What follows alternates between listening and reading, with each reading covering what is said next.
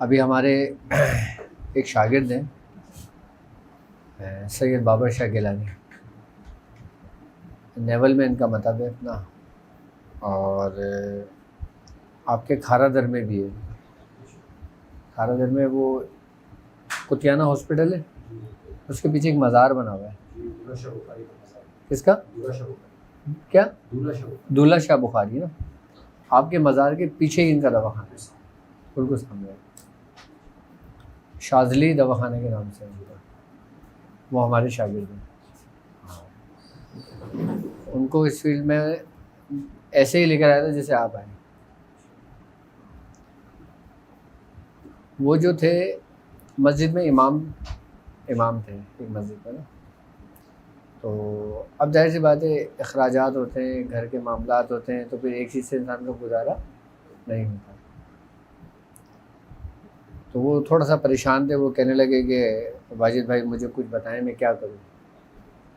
تو میں نے کہا بھائی تم نے ماشاءاللہ مفتی کا کورس کیا ہوا ہے، عالم دین ہے، اور ایک بڑا نام ہے مفتی عابد مبارک اہل سنت و جماعت میں، وہ ان کی شاگرد ہیں، انہوں نے درس نظامی کا کورس مکمل کیا ہے، میرے خیال سے انہی کے شاید مدرسے سے کیا تھا۔ تو میں نے کہا تم ایک کام کرو، تم جو نا دواخانے کا سلسلہ شروع کرو۔ تو کہنے لگے مجھے تو کچھ آتا ہی نہیں ہے۔ کیا؟ مجھے تو کچھ پتہ ہی نہیں ہے۔ تو میں نے کہا اچھا تم ایک کام کرو، سب سے پہلے جو نا کالج میں ایڈمیشن لو، سکھاؤں گا میں تمہیں، طریقہ کار میں بتاؤں گا، پریکٹیکل میں تمہیں کراؤں گا سب کچھ، تم نے خالی ایڈمیشن لے لینا ہے بس سند کے لیے۔ انہوں نے ایڈمیشن لے لیا۔ اس کے بعد وہ میرے پاس آتے تھے، میں ان کو بتاتا تھا کہ بھائی یہ دوائیں ہیں، یہ اس پرپس کے لیے ہوتی ہیں، سب سے پہلے تم مزاج کو دیکھنا سیکھو۔ ان کو میں نے نفس شناسی کرانا سکھائی، نفس دیکھنا بتائی ان کو میں نے۔ اس کے بعد ان کو مزاج کے طریقہ کار بتایا کہ مزاج کیسے معلوم کرو، اور کس مزاج میں کون سی دوا آپ نے مریض کو دینا ہے، ان کو میں نے یہ سکھانا شروع کرا۔ اچھا ان کے سال بھی چلتے رہے، پڑھائی بھی چلتی رہی، اور وہ میرے پاس سیکھتے بھی رہے۔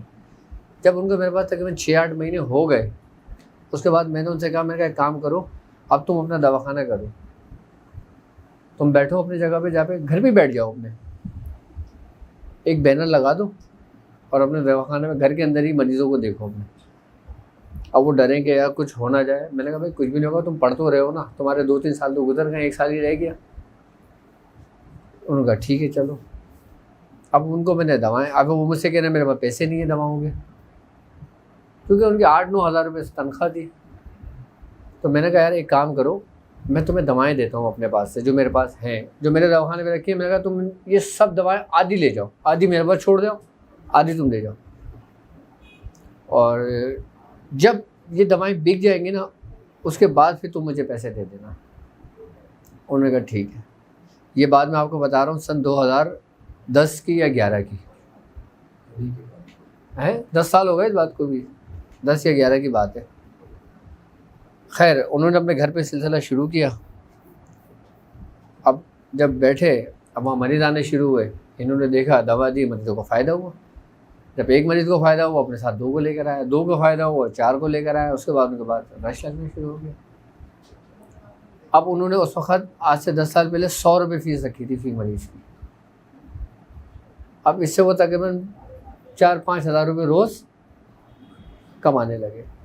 اچھا اب جب ان کے بعد دوائیں ختم ہوئی، وہ میرے پاس آئے تو مجھ سے کہیں حضور یہ سیل ہوئی ہے۔ انہوں نے ساری جو نا میرے سامنے نظرانہ پیش کر دیا۔ تو میں نے دیکھا، میں نے کہا کتنے ہیں یہ؟ انہوں نے کہا حضور شاید 40,000 روپے یا 45,000 روپے۔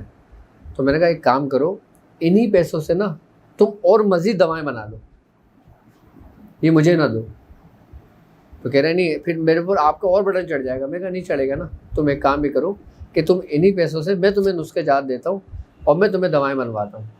پھر انہی پیسوں سے میں نے دوائیں منگوائیں، اور پھر دوائیں انہی 40,000 روپے سے تقریباً 1,00,000-1.5 لاکھ کی دوائیں میں نے تیار کروا دی ان کو، اور وہ ساری دوائیں میں نے انہی کے دواخانے میں بھیجوا دی۔ اس سے پھر ان کا سرکل چلا۔ اس کے بعد اب وہ کہنے لگے کہ دوائیں میں خود بنانا چاہتا ہوں، اب میں دوائیں بنانا بھی سیکھنا چاہتا ہوں۔ تو میں نے کہا تم دوائیں بنانا سیکھو، میں تمہیں بتاتا ہوں۔ پھر میں ہفتے میں 1 دن خود یہاں سے عبید کے ساتھ موٹر سائیکل پہ بیٹھ کے نیول کالونی جاتا تھا اس کو سکھانے کے لیے. کہاں پر؟ نیول کالونی. کہاں سے؟ نارتھ کراچی سے. تقریباً 1 سے 1.5 گھنٹے کا راستہ بنتا ہے اور دھوپ میں شدت میں. صرف کس نیت سے کہ یار ایک سادات گھرانہ ہے, کیا سید ہے, اور اس کے علاوہ کہ ایک چراغ سے چراغ جلے گا, روشنی پھیلے گی, لوگوں کو فیض ہوگا. صرف یہ نیت سے میں اور عبید ہم جاتے تھے, ہر ہفتے پابندی کے ساتھ جاتے. پھر وہاں جا کے میں ان سے دوائیں منگواتا تھا کہ یہ لاؤ, چینی لاؤ, پتیلے لاؤ, سارا پورا کارخانہ بنا دیا, سب سیٹ اپ لگ گیا پورا. اس کے بعد میرے پاس مشینریز پڑی ہوئی تھی ساری. میں نے اپنی ساری مشین اٹھائی, میں نے کہا شاہ صاحب اس کو لے جاؤ اپنے ساتھ. میں نے اپنے نام پہ دواخانہ رجسٹر کرایا تھا شاذلی. میں نے اس دواخانہ جو رجسٹر کرایا تھا نا, میں نے اس کی پوری فائل اٹھا کے اس کے حوالے کر دی. میں نے کہا آج سے تم اس کے مالک ہو. شاذلی ہربل لیبارٹری, شاذلی ہربل دواخانہ جو ہے, میں نے ان کے حوالے کر دیا پوری فائل. مجھ سے کہنے حضرت مجھے یہ نہیں چاہیے. میں نے کہا نہیں, یہ رکھو. سارے اپنی مشینریز میں نے ان کے پاس بھجوا دی, پورا کارخانہ وہیں ڈلوا دیا. آئی بس سمجھ میں. اس کے بعد اس بندے نے لیکن اخلاص کے ساتھ محنت کری. کیا آج وہ شخص تقریباً 1.5 سے 2 لاکھ روپے صرف سیلریاں دیتا ہے لوگوں کو اپنے پاس, جو اس کے پاس لڑکے کام کرتے ہیں. مجھے خوشی ہوتی ہے اس بات پہ کہ ایک چراغ سے چراغ جلا. اب ان کا فون بھی آتا ہے, میرے پاس آتے بھی ہیں نا, مجھ سے کہتے ہیں بھائی یہ دوا. میں بولتا ہوں بھائی خود بناؤ, نسخے مجھ سے لے جاؤ. یہ نہیں کہ تم مجھ سے خریدو, تم مجھ سے لے کے جاؤ سب کچھ. آج الحمدللہ وہ معجون بھی خود بناتے ہیں, ٹیبلٹ, سیرپ, ہر چیز خود بناتے ہیں اپنے ہربل میں, اپنے دواخانے کے لیے. کیا بات تھی؟ صرف محنت کری اس نے. مجھ سے کہنا مجھے پڑھنے کے لیے کچھ بتا دو. میں نے کہا پہلے تم یہ کام کر لو, جب تمہارے روزی رزق کے معاملات بحال ہو جائے نا, پھر پڑھائی پہ بیٹھنا, پھر تم پڑھنا. اب وہ لوگوں کے روحانی اور جسمانی دونوں علاج کر رہے ہیں, اور الحمدللہ. اچھا, ایک سے بعد پھر 2 سے 3 دواخانے کر لیے انہوں نے. ایک بلوچستان میں کرا, ایک کھارا در میں کرا. پھر میں ان کو بولتا تھا, میں نے کہا بھائی اتنا بکیرہ نہیں پھیلاؤ, ایک جگہ پہ بیٹھ جاؤ بس سکون سے, جتنا اللہ نے دیا شکر ادا کرو. صرف اس نیت سے میں نے ایک شخص کو تیار کرا تھا اپنی پوری لگن اور پوری توجہ کے ساتھ, تو اس کا رزلٹ بھی سامنے ملا. اور اب یہ سلسلہ تمام لوگوں کے لیے. بھائی اللہ کے ساتھ ساتھ دنیا بھی تو ہے نا, بیوی بچے بھی تو ہیں نا, ان کے روزے رزق کے معاملات بھی تو ہیں نا. اب بیوی بچے تمہارے بیچارے افلاس و بھوکے مارے تڑپ رہے ہو اور تم اللہ اللہ کر رہے ہو, تو کیا تمہارا اللہ اللہ کرنا قبول ہوگا؟ ہے تم چلے میں جا کے بیٹھ جاؤ, ہیں گھر میں تمہارے آٹا نہیں ہے, بیوی بولیے کس چکر میں پڑ گئے, کس پیر صاحب کے اس میں پڑ گئے. پہلے گھر کی ذمہ داریاں تو نبھاؤ. جو سب سے بڑی عبادت ہے وہ تم نے ترک کر دیا, اور تم اس عبادت کے پیچھے پڑ گئے ہو کہ جس کا فائدہ صرف تم نہیں ہونا ہے. ہم لوگ اس چیز کو نہیں سوچتے. جب دیکھو رزق کا موادہ تو اللہ رب العزت نے تم سے کیا ہے کہ تم کو تمہارے گھر والوں کو ملنا ہے. آئی بات سمجھ میں؟ تمہارا یقین بھی ہے, تمہارا ایمان بھی ہے, آئی بات سمجھ میں. لیکن سبب بھی تو ہے نا, اسباب بھی تو ہیں نا, وہ کون کرے گا؟ آپ گھر پہ آفس کے لیے نہ جاؤ, چلے پہ بیٹھ جاؤ. آپ کاروبار پہ نہ جاؤ, آپ چلے پہ بیٹھ جاؤ. متاثر کیا ہوگا؟ آپ کا کاروبار. اور پھر آپ بولو گے بھائی میرے حصے میں تو جتنا ہے وہ تو مجھے ملنا ہے. اسباب کو ترک کرنا. کیا اب کوشش کرو گے, محنت کرو گے, کس کے لیے کر رہے ہو؟ یہ بھی یہ نہیں پتا.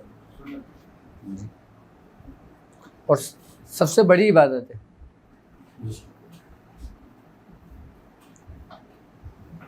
چلوں کو پتہ ہے کس وقت پتہ چلتا ہے؟ کہ جب گھر میں کھانے کو کچھ نہ ہو اور پھر تمہیں چلے پہ بیٹھنا جائے.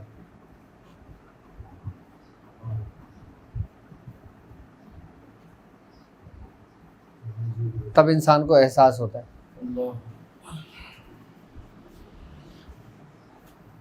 تو پہلے اپنے دنیاوی جو معاملات ہیں نا اس کو سیدھے کرو. اس کے بعد اگر تمہیں ٹائم ملتا ہے نا پھر تم اس راستے کی طرف آؤ. میں یہ نہیں کہتا کہ سب کچھ چھوڑ چھاڑ کر آ جاؤ. دیکھو پہلے تم اپنے بیوی بچوں کے رزق کی تلاش میں نکلو. بڑے بزرگ پتہ ہے کیا فرماتے ہیں کہ اگر تم رزق کی تلاش میں نکلے اور راستے میں تمہیں موت آ جاتی ہے تو تمہارا شہادت کا درجہ ہے. آپ ساری زندگی کس کے لیے محنت کرتے ہو؟ اپنے ماں باپ کے لیے، اپنے بہن بھائیوں کے لیے، یا اپنے بیوی بچوں کے لیے؟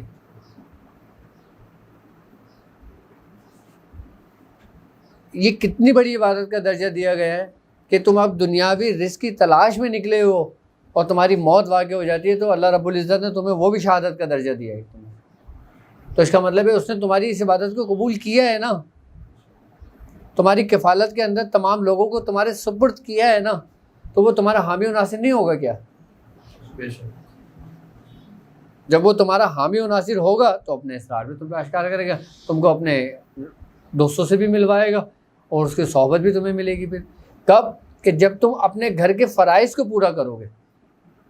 اب لوگ کیا کرتے ہیں؟ گھر کے فرائض کو پورا نہیں کرتے اور چلہ کشی پہ بیٹھ جاتے ہیں، نقش لکھنے بیٹھ جاتے ہیں.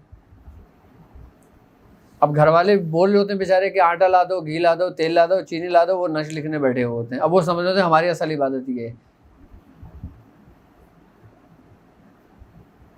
میں آپ کو پریکٹیکلی بتا رہا ہوں، میں جو میں نے دیکھا ہے. آپ پہلے گھر کے معاملات کو تو دیکھو، اس کے بعد پھر آ کے اپنا کام مکمل کر لو. یا آپ دیکھ لو کہ اس دوران میں یہ کام کر رہا ہوں، اس دوران مجھے گھر کا کوئی کام نہیں ہوگا، تو آپ وہ کام شروع کر لو.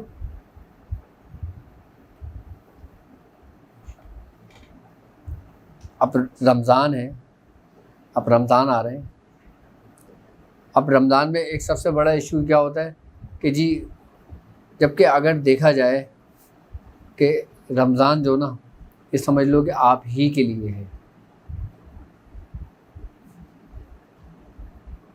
اگر رمضان جیسی مہینہ ہم لوگوں کو نہیں ملتا نا تو دنیا کی آدھی فیصد آبادی جو نا بیماریوں سے مر جاتی ہے.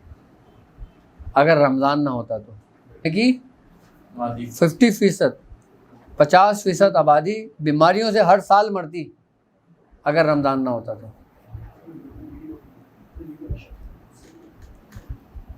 رمضان ہم کیسے گزارتے ہیں؟ آج میڈیکل ریسرچ ہے، بڑے بڑے ڈاکٹرز یہ بات کہتے ہیں کہ اگر تم بیماریوں سے بچنا چاہتے ہو نا تو کم از کم مہینے میں 2 سے 3 دفعہ جو نا فاقہ کیا کرو، اپنے معدے کو خالی کرا کرو. اب بتاؤ کس نے کیا ہے معدہ اپنا خالی کس نے کیا ہے؟ لیکن ہمارا ایک تحفہ ہے اللہ کی طرف سے کہ جو میں ابھی اب جسمانی صحت کی بات کر رہا ہوں، بیماریوں کی بات کر رہا ہوں، ابھی روحانیت کی بات نہیں کر رہا. روحانیت کے کمالات تو اس سے بہت زیادہ ہیں رمضان میں. ابھی ہم جسمانی اس کی بات کرتے ہیں کہ جب ہم روزہ رکھتے ہیں، ہم کچھ نہیں کھاتے پیتے تو ہمارا معدہ بالکل ریلیکس ہوتا ہے. وہ اللہ کا شکر ادا کرتا ہے کہ شکر ہے بھائی. وہ تو معدہ تو یہ چاہے گا کہ پورے سال رمضان ہو، کیونکہ جب ہمارا پیٹ خالی ہوتا ہے، ہمارا معدہ خالی ہوتا ہے، اس کے بعد جب ہمارے معدے کو کسی چیز کی طلب ہوتی ہے جو ہماری ڈیلی روٹین ہوتی ہے نا، تو پھر وہ کیا کرتا ہے کہ ہمارے جسم کے اندر سے فاضل جو چربی ہوتی ہے نا، جو فضلہ ہوتا ہے نا، اس کو وہ کھانا شروع کر دیتا ہے، فاضل چربی کو، جو مضر اثرات ہوتے ہیں. تو جب وہ ان کو کھانا شروع کرتا ہے نا تو اس کے اندر بیکٹیریاز، وائرس، ہر چیز اس میں لپیٹے میں آتے ہیں. ان ہر چیز کو ختم کر رہا ہوتا ہے. یہ ہماری جسمانی ایکسرسائز ہو رہی ہوتی ہے اندر سے، ہماری پوری صفائی ہو رہی ہوتی ہے اندر سے جسم کی.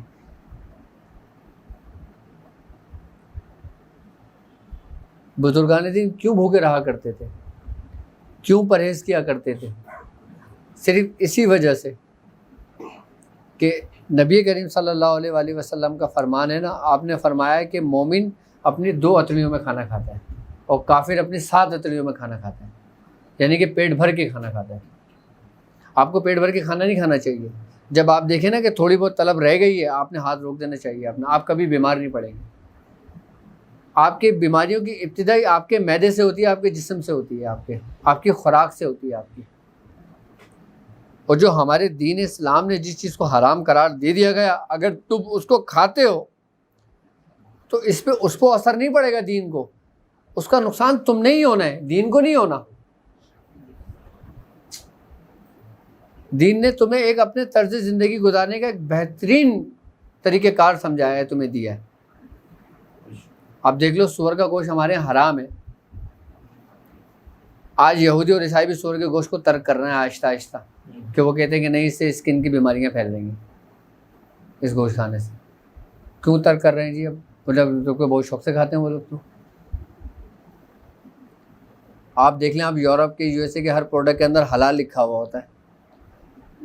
اکثریت پروڈکٹ کے اندر حلال لکھا ہوتا ہے. وہ آپ کے لیے لکھا ہوتا ہے کہ حلال.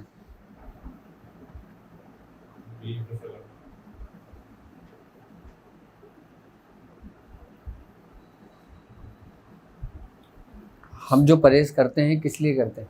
اب ہم نے روزہ رکھ لیا، ٹھیک ہے. اب روزے میں جی ہم نے اپنا مائنڈ بنا لیا ہے کہ جی ہم نے روزہ رکھنا ہے نا، تو کام تھوڑا سا کم کر لو کیونکہ ہم روزے سے ہوں گے. جبکہ عام روٹین میں جو آپ لوگ کھاتے ہو نا، اس سے زیادہ آپ رمضان میں کھاتے ہو. آپ سحری دیکھ لیں کہ جب تک فل سیر ہو کے سحری نہ کریں، یہاں تک کہ اذان کی آواز سے 1 منٹ پہلے بھی پانی کا گلاس ہاتھ میں ہوتا ہے. آئی نا بات سمجھ میں؟ آئی بات سمجھ میں؟ تو پھر کیا روزہ رکھا؟ اور روزہ رکھا، نماز پڑھی بڑے اہتمام کے ساتھ فجر کی، آئی بات سمجھ میں؟ تھوڑا سا ذکر کیا اور سو گئے، اور پھر کب اٹھ رہے ہیں؟ عصر میں. ایسے میں کئی لوگوں کو جانتا ہوں. میں حقیقت بتا رہا ہوں آپ کو کہ جی روزہ ہے،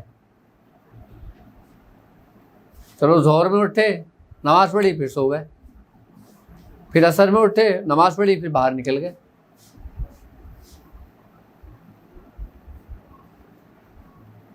ایسے رمضان گزارے جاتے ہیں. اور پھر جب افطار ہوئی، افطار سے پہلے جی پوچھا کہ آج افطار میں کیا کیا ہے.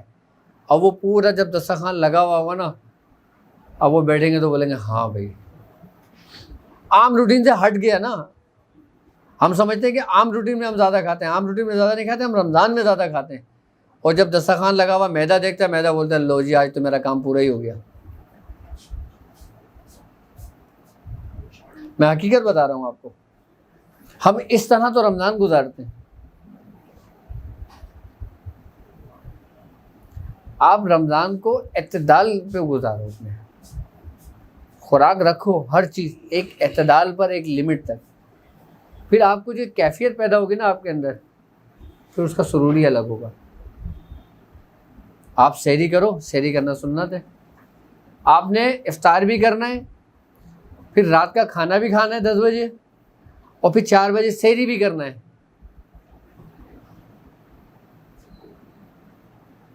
پھر 4 بجے سحری بھی کرنا ہے، اور پھر دوبارہ افطار پہ آ جانا ہے. تو بتائیں آپ کے عام روٹین سے کیا ہٹے؟ پھر رمضان میں آپ نے کیا کیا؟ جو خوراک ہماری عام دن میں تھی اس سے زیادہ ہماری رمضانوں میں ہو گئی ہے. اس کی کیا وجہ؟ ہماری سوچ. جبکہ ایسا نہیں ہے. اب شوگر کے پیشنٹ ہوتے ہیں، اب شوگر کے پیشنٹ کہتے ہیں کہ ہم روزہ نہیں رکھ سکتے، ہم انسولین لیتے ہیں. کیا؟ ہم انسولین لیتے ہیں، ہم شوگر نہیں، ہم روزہ نہیں رکھ سکتے. تو اس صورت میں ہمیں کیا کرنا چاہیے؟ دیکھو اگر آپ شوگر پیشنٹ ہیں، آپ انسولین لیتے ہیں، سب سے پہلے آپ نے اپنے دماغ کو یہ پیغام دے دیا کہ میں روزہ نہیں رکھ سکتا، تو اس کا مطلب ہے آپ روزہ نہیں رکھ سکو گے۔ اس کے اندر آپ کی جو ویل پاور ہے نا، جو آپ کے اندر قوت مدافعت ہے، آپ نے اس کو خود ہی ڈاؤن کر دیا، آپ چاہے کتنی پاورز کے مالک کیوں نہ ہو۔ ایک ذرا سا بھی شوگر کا پیشنٹ ہوتا ہے نا، وہ ڈرتا ہے کہ یار میں روزہ نہیں رکھوں گا، مجھے شوگر ہے۔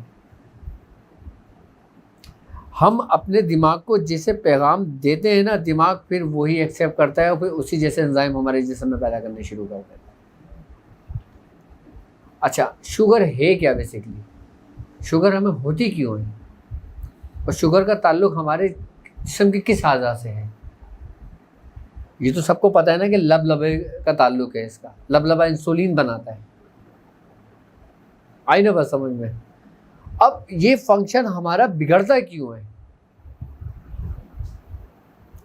ہمارا جو لبلبا ہے نا، یہ بیسیکلی ایک مشین ہے، یہ ایک لکوڈ پیدا کرتی ہے جس کو کہتے ہیں انسولین۔ اچھا انسولین کا کام کیا ہوتا ہے کہ ہم جو ڈرنک پیتے ہیں، چاہے وہ 7 اپ ہو، کولڈ ڈرنک ہو، پیپسی ہو، یا میٹھا کھاتے ہیں یا ضرورت سے زیادہ میٹھا کھاتے ہیں، تو ہمارے خون کے اندر جو نا نشاستہ کی مقدار بڑھ جاتی ہے۔ اچھا اصل جو شوگر ٹیسٹ ہوتی ہے نا، وہ بلڈ سے ہوتی ہے، آئی بات سمجھ میں؟ جو HbA1c2 سے ہوتی ہے، جو ٹیسٹ ہوتا ہے اس کا، اس میں نشاستہ کی مقدار زیادہ بڑھ جاتی ہے۔ اب جو ہمارا لبلبا ہوتا ہے نا، اس نے جو لکوڈ کا اخراج کرتا ہے نا، وہ خون کے اندر جو نشاستہ ہوتا ہے نا، وہ اس کو کھاتا ہے، اس کو ختم کرتا ہے، شوگر کو ختم کرتا ہے وہ، اور پھر ختم کرتا ہے، ختم کرنے کے بعد اس کو پھر وہ ضائع کر دیتا ہے۔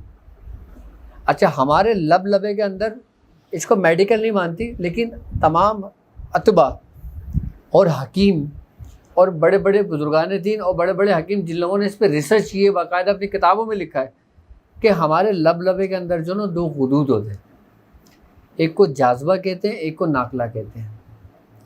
اچھا جاذبہ کہتے ہیں جبس کرنے کو، کس کو؟ اور ناقلہ کہتے ہیں پھینکنے کو، منتقل کرنے کو۔ ناقلہ منتقل سے ناقلہ ہے نا، اس کو منتقل کرنے کو کہتے ہیں۔ اب ہمارے خون کے اندر جو نشاستہ ہوتا ہے نا، ہمارے لبلبے کے اندر جو غدود ہوتا ہے، جو ہمارے خون میں نشاستہ ایکسٹرا ہوتا ہے، ویسے ہمارے جسم میں خون کی مقدار کے اندر 5.7 ہوتا ہے جو نارمل ہوتا ہے، لیکن اگر 6 پوائنٹ ہوتا ہے تو وہ تھوڑا شوگر لیول بڑھنے لگتا ہے۔ اب جب 6 پوائنٹ سے اوپر ہوتا ہے تو وہ شوگر ڈائگنوز ہو جاتی ہے، لیکن ہم لوگ مشین کے ذریعے وہ اسٹیپ لگاتے ہیں، خون چیک کرتے ہیں، لو وہی 500، نہیں جی روزہ نہیں رکھنا۔ جبکہ شوگر بیسکلی اگر دیکھی جائے نا، ایک پرائیویٹ ہوتی ہے اور ایک سیکنڈری ہوتی ہے، یعنی کہ ایک وہ شوگر ہوتی ہے جو ہمارے کھانے پینے کی وجہ سے پیدا ہوتی ہے، آئی بس سمجھ؟ جیسے کوئی بندہ نشے کا عادی ہوتا ہے، اب وہ کوئی نشہ کرتا ہے، اس کا بلڈ پریشر یا تو بالکل ڈاؤن ہو جاتا ہے یا بالکل ہائی ہو جاتا ہے۔ اب جب ہائی ہو جائے گا تو وہ بلڈ پریشر کا تو مریض نہیں ہے نا، اس وقت تک جب تک اس نشے کا اثر اس پہ رہے گا وہ بلڈ پریشر کا مریض رہے گا، جب وہ نشہ اترے گا اس کا بلڈ پریشر نارمل آنا شروع ہو جائے گا۔ لیکن ایک مریض ہے جو وہ نشہ نہیں کرتا لیکن اس کا بلڈ پریشر ہائی رہتا ہے، یعنی کہ ایک مستقلی بلڈ پریشر ہو گیا، ایک عارضی ہو گیا۔ اسی طریقے سے شوگر ایک عارضی ہے اور ایک مستقلی ہے۔ اب لوگ یہ سمجھتے ہیں کہ ہمیں شوگر ہے، لیکن وہ یہ نہیں دیکھتے کہ یہ عارضی ہے، یہ مستقلی ہے۔ کھانا پینا وہ چھوڑ دیتے ہیں، انسولین پہ چلے جاتے ہیں، گلوکوویج لینا شروع کرتے ہیں، دوسری میڈیسن لینا شروع کر دیتے ہیں، چاہے وہ عارضی ہو۔ شوگر ہمیں کھانے سے نہیں ہوتی، شوگر ہمیں کھانے سے نہیں ہوتی، شوگر ہمیں پینے سے ہوتی ہے۔ اب کولڈ ڈرنک آپ لے لو، آپ 1 گلاس کولڈ ڈرنک لے لو، 1 گلاس کولڈ ڈرنک کے اندر آپ کو پتہ ہے کتنی شوگر ہے؟ کتنی ہوتی ہے؟ کم ہوتی ہے کیا؟ آپ پورے دن میں اتنا استعمال نہیں کرتے جتنی آپ 1 گلاس کولڈ ڈرنک میں کسی مہمان کے گھر جاؤ تو وہ پلا دیتا ہے بیچارہ آپ کو شوگر، جی مہمان نوازی ہے، اور آپ کیا کریں گے؟ مجبوری ہے، کچھ کہہ بھی نہیں سکتے، آپ پئیں گے۔ ایک شوگر عارضی ہوتی ہے اور ایک شوگر مستقلی ہوتی ہے۔ اس کا پتہ ہمیں اس وقت چلتا ہے جب ہمارے خون کے اندر نشاستہ کی مقدار کو جانا جاتا ہے۔ جب آپ جب ٹیسٹ کراتے ہیں جب آپ کے خون کے اندر نشاستہ کی مقدار 6 پوائنٹ سے ابو ہو جاتی ہے تو پھر آپ مستقل شوگر کے اندر پیشنٹ کاؤنٹ ہوتے ہیں. آئی بات سمجھ. اب وہ جو لبلبا ہے جس کے اندر 2 فنکشن کام کر رہے ہیں، ایک شوگر کو اپنے اندر جذب کر رہا ہے، یعنی کہ خون کا پریشر جب لبلبے کے قریب سے گزرتا ہے نا تو جب اس کے اندر نشاستہ کی مقدار بڑھ جاتی ہے نا تو جو قوت جاذبہ ہوتی ہے نا وہ نشاستہ کو اپنے اندر سلب کرتی رہتی ہے. جب وہ سلب کرتی رہے گی نا تو شوگر آپ کے جسم کے اندر نارمل رہے گی. اچھا، جب ہمارے جسم کے اندر لبلبے کے اندر قوت جاذبہ کمزور پڑ جاتی ہے. اچھا، قوت جاذبہ کمزور کیوں پڑتی ہے؟ کس وجہ سے پڑتی ہے؟ کھانے کی وجہ سے، ڈپریشن کی وجہ سے، انزائٹی کی وجہ سے، اسٹریس کی وجہ سے، ٹینشن کی وجہ سے. قوت جاذبہ کی جو فورس ہے نا وہ کمزور پڑ جاتی ہے. جب وہ کمزور پڑ جاتی ہے نا تو ہمارے لبلبے کے اندر جو انسولین بننا ہوتی ہے نا وہ ختم ہو جاتی ہے یا بالکل کم ہو جاتی ہے. تو اس کی وجہ سے ہمارے خون کے اندر نشاستہ کی مقدار پھر بہت زیادہ بڑھنی شروع ہو جاتی ہے. اگر اس کو کیئر نہ کرو نا تو پھر یہ مستقلی پہ آ جاتی ہے. ہوتی شوگر شروع میں عارضی ہی ہے، مستقلی کسی کو نہیں ہوتی. شوگر مستقلی آپ خود بناتے ہو اس کو اگنور کر کے. ہمیں پتہ کب چلتا ہے کہ جب ہمارا جسم کمزور ہونے لگتا ہے، جب ہماری بھوک ختم ہونے لگتی ہے، جب ہم ٹیسٹ کراتے ہیں شوگر، لو جی ٹینشن. اب وہ دماغ نے ایکسیپٹ کر لیا، آپ نے دماغ کو پیغام دے دیا شوگر ہو گئی ہے، آپ اسی نڈال ہو گئے. اب میڈیکل میں اس کا کیا علاج ہے؟ میڈیکل میں اس کا علاج یہ ہوتا ہے کہ وہ انسولین دیتے ہیں. کون سی انسولین دیتے ہیں؟ جو آپ کے لبلبا بنا رہا ہوتا ہے.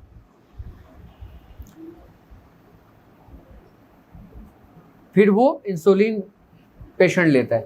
جب وہ انسولین پیشنٹ لیتا ہے نا، اس انسولین کا کام کیا ہوتا ہے کہ وہ شوگر کے جو ہمارے خون کے اندر جو نشاستے کی مقدار بڑھ جاتی ہے وہ اس کو جذب کرتا ہے.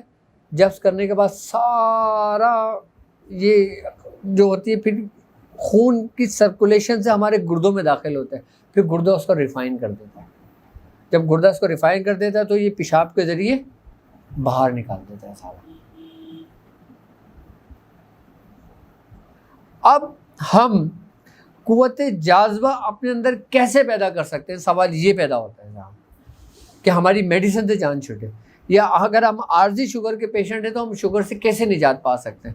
آج تک شوگر کی کوئی دوا نہیں بنی ہے، کوئی مکمل علاج نہیں آیا ہے. وہ صرف یہ کہتے ہیں کہ جی یہ استعمال کرتے رہو تو آپ ہو جائے گا آپ کا. لیکن سب سے پہلے یہ چیز دیکھنی پڑتی ہے کہ قوت جاذبہ کا تعلق ہمارے لبلبہ اور لبلبے کا تعلق ہمارے جسم کے کس اعضاء سے ہے، اور ہم جو استعمال کرتے ہیں روزمرہ کی زندگی میں وہ کون سی چیز ہے جو ہمیں افیکٹ کرتی ہے. شوگر کا علاج اس لیے آج تک دریافت نہیں ہوا ہے کہ ہر شخص کا مزاج اپنا الگ الگ ہے، ہر شخص کی کیفیت اپنی الگ الگ ہے، ہر چیز کو جو چیز سوٹ کرتی ہے وہ سب الگ الگ ہے. اب آپ ہیں، آپ مثال کے طور پہ ادرک کا استعمال کرتے ہیں، آپ کو فائدہ ہوتا ہے. یہ ادرک کا استعمال کرتے ہیں، ان کو نقصان ہو جاتا ہے. اب یہ کالے چنے استعمال کرتے ہیں، ان کو شوگر میں فائدہ ہو جاتا ہے. یہ کرتے ہیں، ان کو فائدہ نہیں ہوتا. اب آپ دیکھ لیں شوگر کے آپ کو انٹرنیٹ پہ اتنے نسخے مل جائیں گے، آپ پریشان ہو جائیں گے، یار میں کون سا یوز کروں؟ میں کالے چنے یوز کروں، میں جو یوز کروں، یا میں کریلا یوز کروں، یا میں تمبا یوز کروں، یا میں کیا یوز کروں؟ کیوں؟ کیونکہ ضروری نہیں اگر آپ اس شخص کو کالے چنے سے شوگر میں فائدہ ہو تو آپ کو بھی ہو. اچھا، یہ چیز آپ خود ڈائگنوز کریں گے اپنا، یہ کوئی طبیب نہیں کرے گا، یہ کوئی ڈاکٹر نہیں کرے گا. اس کا تعلق ہماری خوراک سے ہے. بھائی کیوں شوگر کا مریض جو ہے نا وہ احتیاط کرتا ہے کھانے پینے کے معاملے میں؟ وہ اس وقت احتیاط کر رہا ہوتا ہے کہ جب وہ اس مرض میں مبتلا ہو جاتا ہے. آپ ذرا سا کچھ میٹھا کھا لو، شوگر چیک کرا لو، آپ کو شوگر آئے گی. پیدا ہوئے بچوں کو شوگر آ جاتی ہے. اب پریگنینسی کے اندر ماں کو شوگر ڈائگنوز ہو جاتی ہے. اب جب وہ پریگنینسی ہو جاتی ہے تو وہ جو ماں ہوتی ہے اس کو شوگر پہ نارمل ہو جاتی ہے. اگر شوگر تھی تو پھر ختم کیوں ہوئی بھائی اس کو؟ کیونکہ وہ عارضی تھی. عارضی تو سب کو ہوتی ہے. اس کا ایک بہترین علاج ہے جو ہر مزاج میں فائدہ کرتا ہے، اور وہ آپ کے گھر میں استعمال ہونے والی ایک نارمل سی چیز ہے جو آپ کے چاروں مزاجوں کو فائدہ کرتی ہے۔ عارضی جن کو شوگر ہو نا، وہ اس کا استعمال کریں گے نا، ان کو کبھی بھی مستقل شوگر نہیں ہوگی۔ کیا؟ کبھی بھی نہیں ہوگی۔ کیوں؟ کیونکہ وہ لبلبے کی قوت جاذبہ کو بڑھا دے گی۔ اچھا، یہ جاذبہ کو بھی بڑھائے گی، اور جو ناخلے کا جو فنکشن ہوتا ہے نا، یعنی کہ ایک نے جبس کرنا، اب جبس کر کے اسٹور کر لیا، اب ضرورت سے زیادہ اسٹور ہو گیا، وہ بھی نقصان دہ۔ تو اس کو پھر کیا ہوتا ہے، پریشر سے منتقل کرنا ہوتا ہے۔ وہ کام کس کا ہوتا ہے؟ غدود ناقلہ کا، یعنی کہ جاذبہ نے اس کو جبس کیا نشاستہ کو، اور ناقلہ نے اس کو منتقل کر دیا۔ ان دونوں فنکشن کو اپنے اعتدال پہ رکھنے کے لیے میاں حضور فرماتے ہیں کہ میں نے اپنی زندگی میں، اپنی ریسرچ میں دار چینی سے اچھی کوئی چیز نہیں دیکھی۔ کیا؟ دار چینی سے اچھی میں نے کوئی چیز نہیں دیکھی۔ میں نے خود میاں حضور کو دار چینی استعمال کرتے ہوئے دیکھا ہے، ابھی سے نہیں، شروع سے۔ میاں حضور فرماتے ہیں کہ اگر میں دار چینی کا استعمال نہیں کر رہا ہوتا نا، تو آج مجھے بستر پہ لٹال لیتی شوگر۔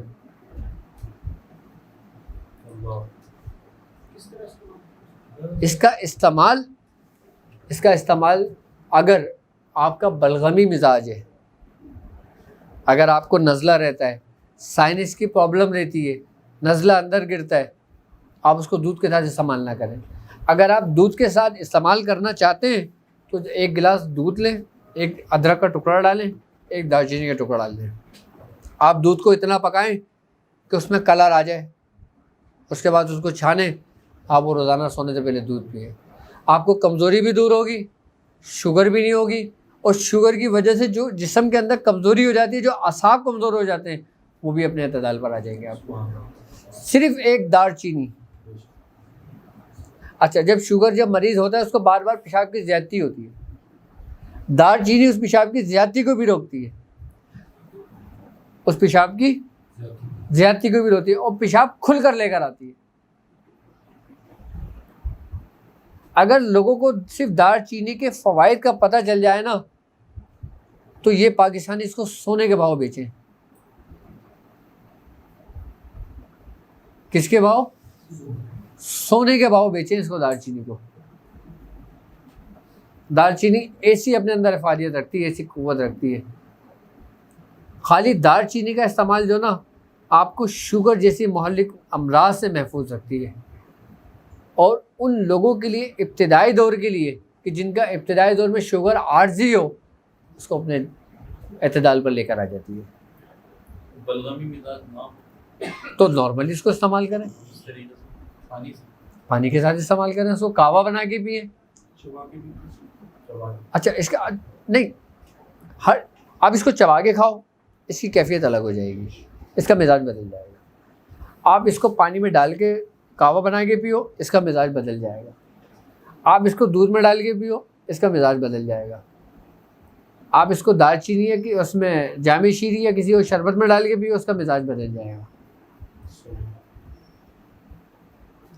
اس کو ہاں، میں وہی بتا رہا ہوں نا، آپ اس کو سالن میں ڈال کے کھاتے ہو، اس کا مزاج پورا بدل جاتا ہے۔ آپ کے گھروں کے اندر جو سالن بنتے ہیں، وہ آپ کیا سمجھتے ہو کہ سالن ہے؟ وہ معجون ہے آپ کی۔ میں حقیقت بتا رہا ہوں آپ کو۔ یہ جو سالن کی اگر آپ ہسٹری پڑھو نا، اس کی تاریخ میں اگر جاؤ کیا، تو اس کے اندر جن جن چیزوں کا استعمال ہوتا تھا نا، وہ ساری جڑی بوٹیاں تھیں۔ ہاں، کیا کیا ڈالتا ہے؟ ہلدی، لونگ، الائچی، دار چینی، جائفل، جوتری، تیز پات، ادرک، لہسن۔ اچھا، اب کوئی بھی سالن بناتے ہو نا، اس کا جب ایک ترتیب ایک ریشو سے ڈالتے ہو نا، اس کے اندر ایک ذائقہ آتا ہے۔ اب سالن بناؤ بے ترتیب سب ڈالنے شروع کر دو، سالن کھائے گا کوئی؟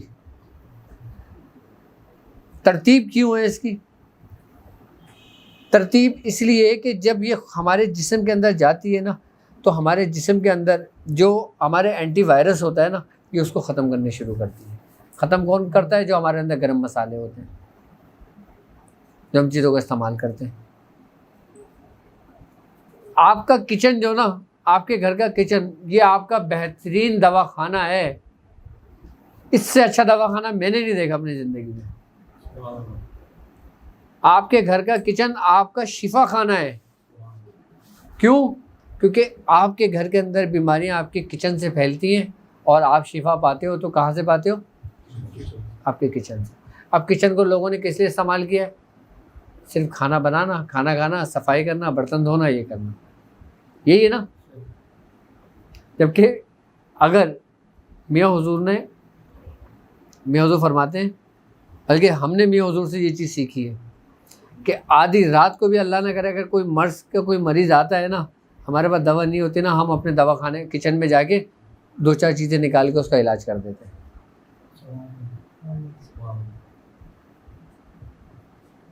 اگر میں خالی گرم مسالوں سے ہی علاج کا طریقہ کار آپ کو سکھاؤں نا، آپ کو دوسری جڑی بوٹی کی ضرورت ہی نہ پڑے۔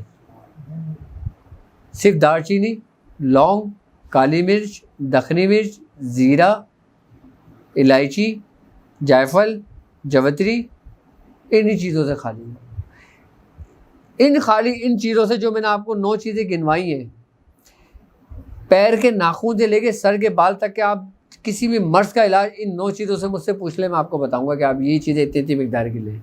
یہاں تک کہ قوت امساک، ٹائمنگ، اس کی بھی دوا اس سے بن جائے گی۔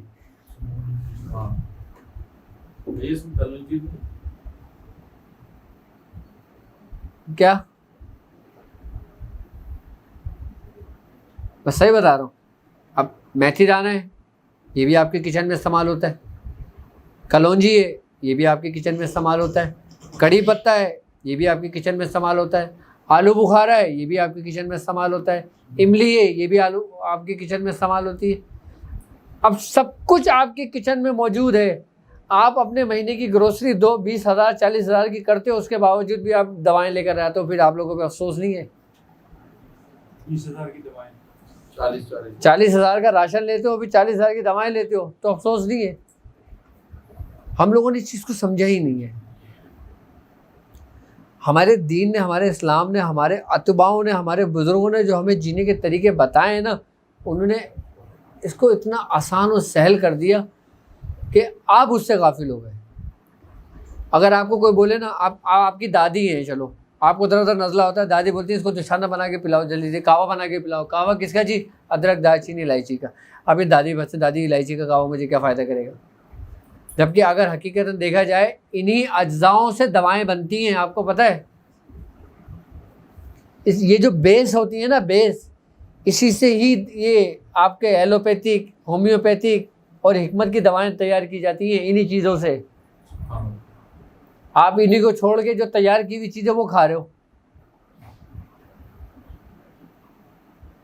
فرق کیا ہے؟ ہم نے دار چینی کا ایکسٹریکٹ نکالا، ادرک کا ایکسٹریکٹ نکالا، سمجھنا میری بات، پودینے کا ایکسٹریکٹ نکالا، آئی بات سمجھ میں؟ اس کو مختلف تیزابوں سے پروسیس سے گزارا، اور جب ہم تیزاب سے گزاریں گے اس کو تو یہ کیمیکل کی صورت اختیار کر جائے گا۔ اب جب یہ کیمیکل کی صورت اختیار کر جائے گا تو یہ ایلوپیتھک میڈیسن بن جائے گی۔ اب اس کو چاہے آپ کلورائڈ میں کر لیں، آئی بات سمجھ میں، یا بایو میں کر لیں، یا پھر کسی اور چیز میں کر لیں، بیس کیا ہے؟ بیس یہی ہربل، یہی وہ 9 چیزیں جو میں نے آپ کو بتائی ہیں۔ اب اس کو مختلف کیمیکلوں سے گزارتے ہیں، مختلف ایسڈ سے اس کو گزارتے ہیں اور اس کو ایک دو کو کمبینیشن کرتے ہیں تو دواؤں کا نام رکھ دیتے ہیں، بھائی یہ آپ کے سائنس کے لیے ہو گئی، یہ آپ کی کھانسی کے لیے ہو گئی، یا آپ کے بخار کے لیے ہو گئی۔ آئی بس سمجھ میں؟ کیوں ایسا کرا ہے؟ اگر یہ ایسا نہیں کرتے تو ان کے کاروبار کیسے چلتے؟ لیکن آپ لوگوں کو نیچرل چیزوں کی عادت نہیں ہے۔ آج کی ریسرچ بتاؤں میں USA کی، پورا یورپ، تم تو یورپ رہ کر آئے ہو نا، پورا یورپ ہربل کی طرف لوٹ رہا ہے۔ نیچروپیتھی کی طرف لوٹ رہا ہے. مختلف ممالکوں میں تو اینٹی بایوٹک پہ پابندی لگا دی ہے. پرو بایوٹک کے کانسیپٹ کا ہر چیز آیورویدک، ہومیوپیتھک. آپ اس کی ذرا بیس دیکھ لیں. بیس کیا ہے اس کی؟ بیس پتہ ہے کیا ہے؟ ہمارا کچن. خام مال نا ہمیں اچھا نہیں لگتا جب تک اس کو ایک فنکاری سے ذریعے تراشا نہ جائے نا. اس لیے اب خام سونا تمہیں لا کے دے دوں، تم بولو گے میرے کس کام کا. اور یہی سونے کا سیٹ اگر بنا دیا جائے، آپ بولو گے یار کتنا خوبصورت ہے.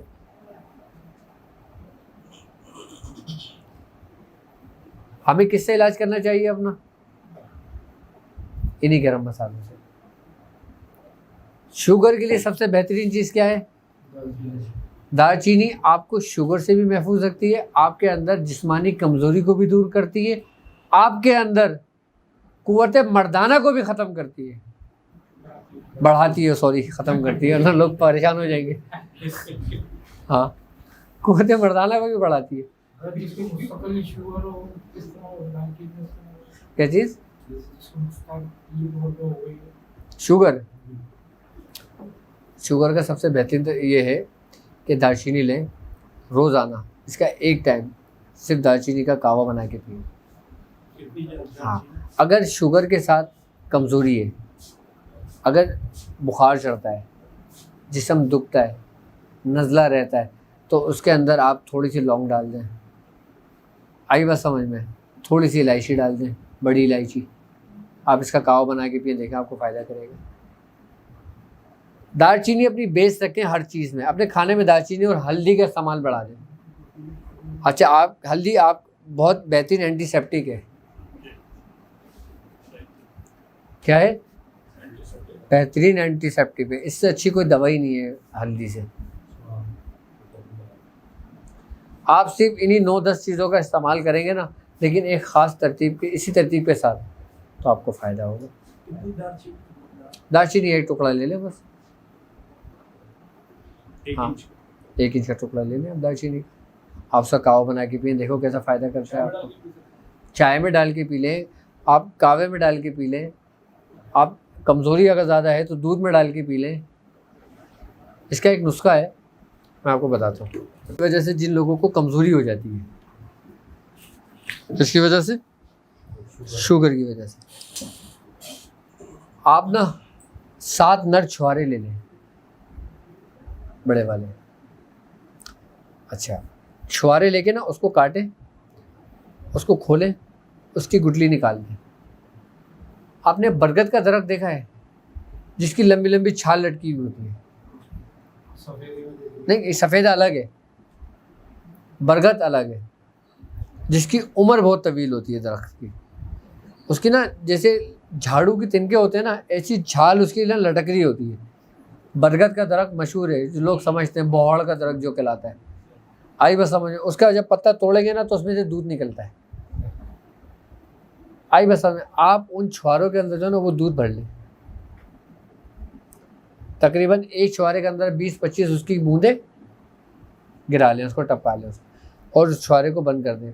ایسے 7 چھوارے آپ مختلف جگہوں سے نا برگد کے درخت میں سے ہی دودھ اس میں گرا کے اس کو لے کر آ جائیں گے. اب آپ نے کرنا یہ 7 آپ کے چھوارے. آپ نے دارچینی لینا ہے 10 گرام. کیا؟ صرف 10 گرام دارچینی لینا ہے. آپ نے دارچینی اس کے اندر ڈال دینا ہے، چھوارے کے اندر. جتنی بھی اس میں 10 گرام آئے یا 5 گرام آئے یا 3 گرام آئے، ایک چھوارے کے اندر پوری دارچینی بھر دیں. ایک چھوارے میں پوری دارچینی بھر دیں. اس کو بند کر کے نا دھاگا لپیٹ دیں. اسی طریقے سے 7 چھوارے میں دارچینی بن کے نا اس کو لپیٹ دیں. دھاگا لپیٹ دیا آپ نے، ٹھیک ہے. اب یہ چھوارے کو دھاگا لگا کے دارچینی بھر کے رکھ دیا آپ نے. اب آٹا گوندیں. آٹا گوندنے کے بعد پیڑا بنائیں، چھوٹا چھوارا رکھیں اور اس کو پورا اس سے ڈھک دیں. آٹا پورا وہ پیڑا بن جائے گا. آپ نے 7 چھوارے اس طریقے سے الگ الگ کر لیے. اب آپ نے چولہا جلایا، کوئی جالی رکھی، اس کو نا جیسے روٹی سیکتے ہیں نا ایسے پورا سیک لیں. اس کو چھوارے کو پورا سیک لیں اس کو ایسے. جب وہ پورا سیک جائے اس کے بعد آپ وہ چھوارے نکال لیں، دھاگا کھولیں اور اس کو ہوا دستے میں رکھ کے کوٹیں، اس کو اتنا کوٹیں وہ لوب بن جائے گا۔ اس کے بعد آپ چھوٹی چھوٹی، جیسے کالی مرچ ہوتی ہے نا، کالی مرچ سے تھوڑا سا بڑا سائز، جیسے ماش کا دانہ ہوتا ہے، ماش کا دانہ تھوڑا سا بڑا ہوتا ہے، آپ اس کے سائز کی نا گولیاں بنا لیں، جتنی بھی گولیاں بنا لیں۔ اچھا بعض لوگ چنے کے برابر گولیاں بناتے ہیں، لیکن وہ پھر کچھ دن کھا کے نا وومیٹنگ سی فیل ہونے لگتی ہے، کیونکہ ڈوز زیادہ ہو جاتی ہے اس کی۔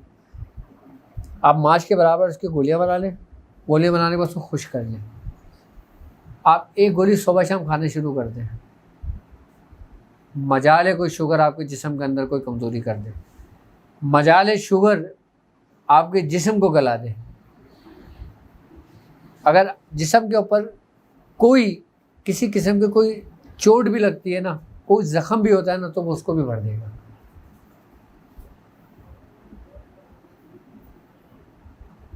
اور سب سے بڑی بات یہ کہ آپ کے اندر قوت مدافعت کو بڑھائے گا۔ کس کو؟ قوت مدافعت کو بڑھائے گا، آپ کے اعصاب کو مضبوط کرے گا، پیشاب کی زیادتی کو روک دے گا، آپ کے جسم میں جو ریڑھ کی ہڈی میں جو درد ہوتا ہے نا، کمر میں جو لاسٹ مورے میں جو رہتا ہے مریضوں کو، شوگر والوں کو، وہ چیز ختم ہو جائے گی۔ اور جن لوگوں کو وائٹ سیل بڑھ جاتے ہیں تیزی کے ساتھ، ایک وائٹ سیل کم ہوتے ہیں اور ایک وائٹ سیل جب بڑھ جاتے ہیں تو انفیکشن ہو جاتا ہے خون کے اندر، یہ اس کو بھی ختم کرتا ہے۔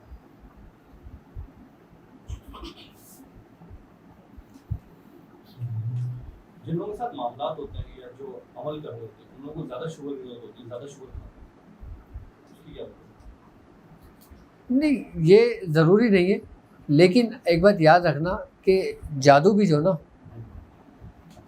انسان کے ان اعضاؤں کو متاثر کرتا ہے جو پہلے سے متاثر ہوتے ہیں۔ اب آپ کے جسم کے اندر شوگر جیسی بیماری ہے، اگر کوئی جادو کے ذریعے کوئی چیز منتقل کرے گا نا تو سب سے زیادہ وہ شوگر ہی کو ہائڈ کرے گا۔ اچھا کچھ بیماریاں ایسی ہوتی ہیں جو جادو کے ذریعے بھی باقاعدہ منتقل کی جاتی ہیں، شیاطینی جنات کے ذریعے بھی انسان کے جسم کے اندر بیماریاں منتقل کی جاتی ہیں، پڑھائیوں کے ذریعے بھی انسان کو باقاعدہ طور پہ بیمار کیا جاتا ہے۔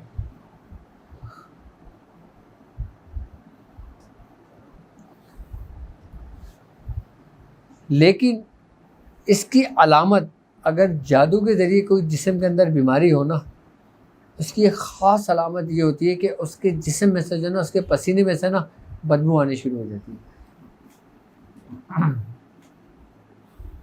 کیسی؟ کہ جیسے سڑی ہوئی مچھلی کی بو آتی ہے۔ اور اگر شیاطینی جنات یا شیاطین کو مسلط کیا جاتا ہے جادو کے ذریعے، تو اس کے اسکن کے اندر، اس کے جسم کے اندر جیسے گوشت کی بو آتی ہے نا، سڑے ہوئے گوشت کی، ایسی بو آنے لگتی ہے۔ یہ علامتیں ہیں جو جادو کے ذریعے جو بیماریاں منتقل کرتے ہیں۔ اگر نظر کے ذریعے جو بیماری منتقل ہوتی ہے، اچھا بیماریاں نظروں کے ذریعے بھی منتقل ہوتی ہیں، نظر بد کی وجہ سے بھی منتقل ہوتی ہے، جسم کے اندر بیماریاں پیدا ہوتی ہیں۔ اس کی جو علامت ہے نا، انسان کے پسینے کے اندر جس سے انڈے کی بدبو ہوتی ہے نا، ایسی بدبو ہونے شروع ہو جاتی ہے۔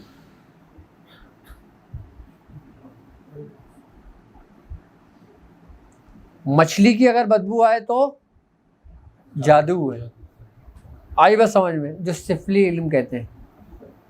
اور اگر شیاطین کو حاضر کر کے اس کو منتقل کیا جائے تو کیسی بدبو آتی ہے؟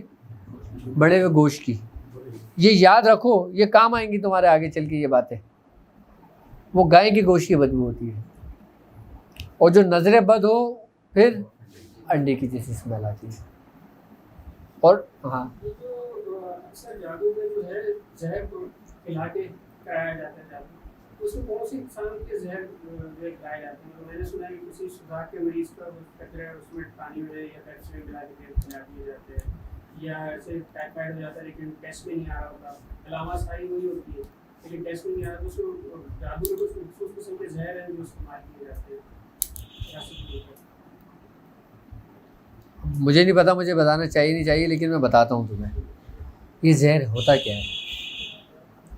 لیکن ان جادوگروں کی حقیقت میں بتانا چاہتا ہوں کہ ان کی کس حد تک جاتے ہیں یہ لوگ. یہ زہر وہر نہیں ہوتا, ٹھیک ہے. یہ ہوتا یہ ہے کہ جو عورتوں کے ناپاک کپڑے ہوتے ہیں نا, حیض کے, کس کے, حیض کے, یہ جو جادوگر حضرات ہوتے ہیں نا, جو شیطان کندہ علم کرتے ہیں, یہ اس کو نچوڑ کے اس کا خون نکال کے رکھتے ہیں اپنے پاس.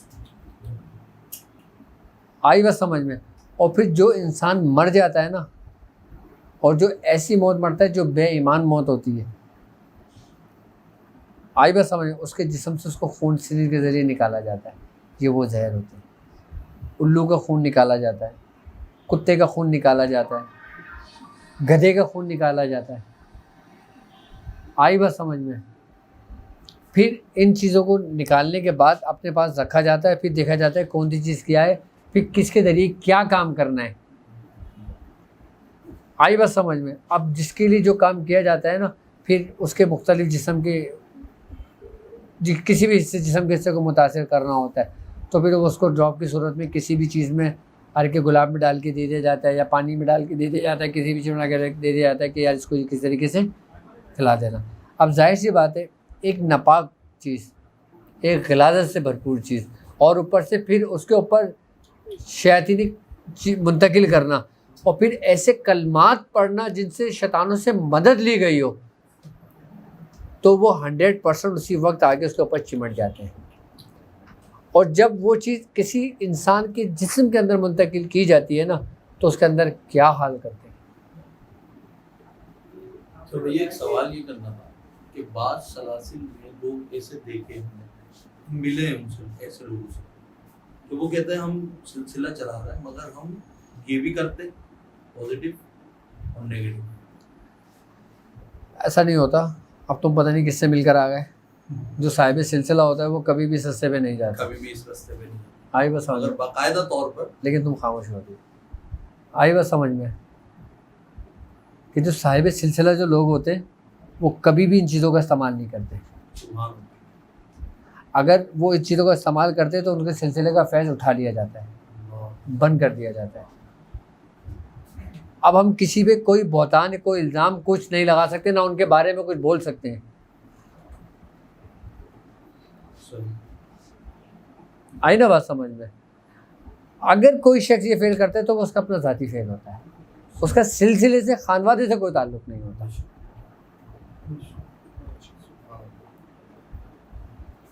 تو یہ زہر نہیں ہوتے, یہ وہ چیزیں ہوتی ہیں جو ان طریقوں سے حاصل کر کے اور پھر یہ چیزیں منتقل کر کے اور پھر انسان کو نقصان اور پریشان کرتے ہیں. دو ایسی بیماری ہیں, سوزاک اور آتش, جو پوشیدہ امراض کے جی جی. جیسے کہ آپ نے بتایا کہ وہ حیض کے کپڑوں کو نچوڑ کے, ہاں, اسے یہی قسم کی ہوتی ہے, اور یہ میڈیکلی ڈائگنوز بھی بڑی مشکل سے ہوتی ہے. جی ہوتی نہیں رہنا, بہت مشکل سے, مطلب کوئی جسم کا ٹکڑا کاٹ کے نکالا جائے اور پھر اس کا ٹیسٹ کیا جائے تو شاید ہو جائے, اور اندر ہی اندر بندے کو ختم کر دیتی ہے, اور پتہ بھی نہیں چل پاتا بیماری کا. اصل میں سوزاک ہے کیا آپ کو پتہ ہے؟ میں آپ کو بتا دوں. سوزاک جو ہے نا, یہ بیسکلی ایک شیطینی امراض ہے, اور اس سے جو نا جب وہ انسان, اچھا سوزاک ہمیشہ یاد رکھنا انسان کو اس وقت ہوتا ہے کہ جب وہ کسی غیر عورت سے صحبت کرتا ہے. آئی بس سمجھ میں. سوزاک انسان کو اس وقت ہوتا ہے کہ جب انسان حیض والی عورت سے صحبت کرتا ہے. آئی بس سمجھ میں. سوزاک انسان کو اس وقت ہوتا ہے کہ جب مرد کسی بازار میں جا کے صحبت کرتا ہے, اس سے یہ شیطانی امراض پیدا ہوتے ہیں. اچھا, اب شیطانی امراض کیسے پیدا ہوتے ہیں؟ ہمارے دین نے جو چیز تم پہ حرام قرار دے دی گئی ہے وہ تمہارے لیے حرام ہر حال میں ہے, وہ تمہارے لیے کسی حال میں بھی نفع نہیں ہو سکتا اس میں. اب جب تم حرام کام کرو گے, اب جب حرام کام انسان کرتا ہے نا, تو شیطان پھر اس کے قریب نہیں آتا بلکہ وہ خود وہ بن جاتا ہے. ایک ہوتا ہے کہ شیطان کا قریب آنا, ایک ہوتا ہے شیطان بن جانا. جب کوئی انسان حرام کام کرتا ہے تو وہ شیطان بن جاتا ہے. اب جب وہ شیطان بن جاتا ہے تو اس میں اس جیسی خصلتیں پیدا ہونے لگتی ہیں.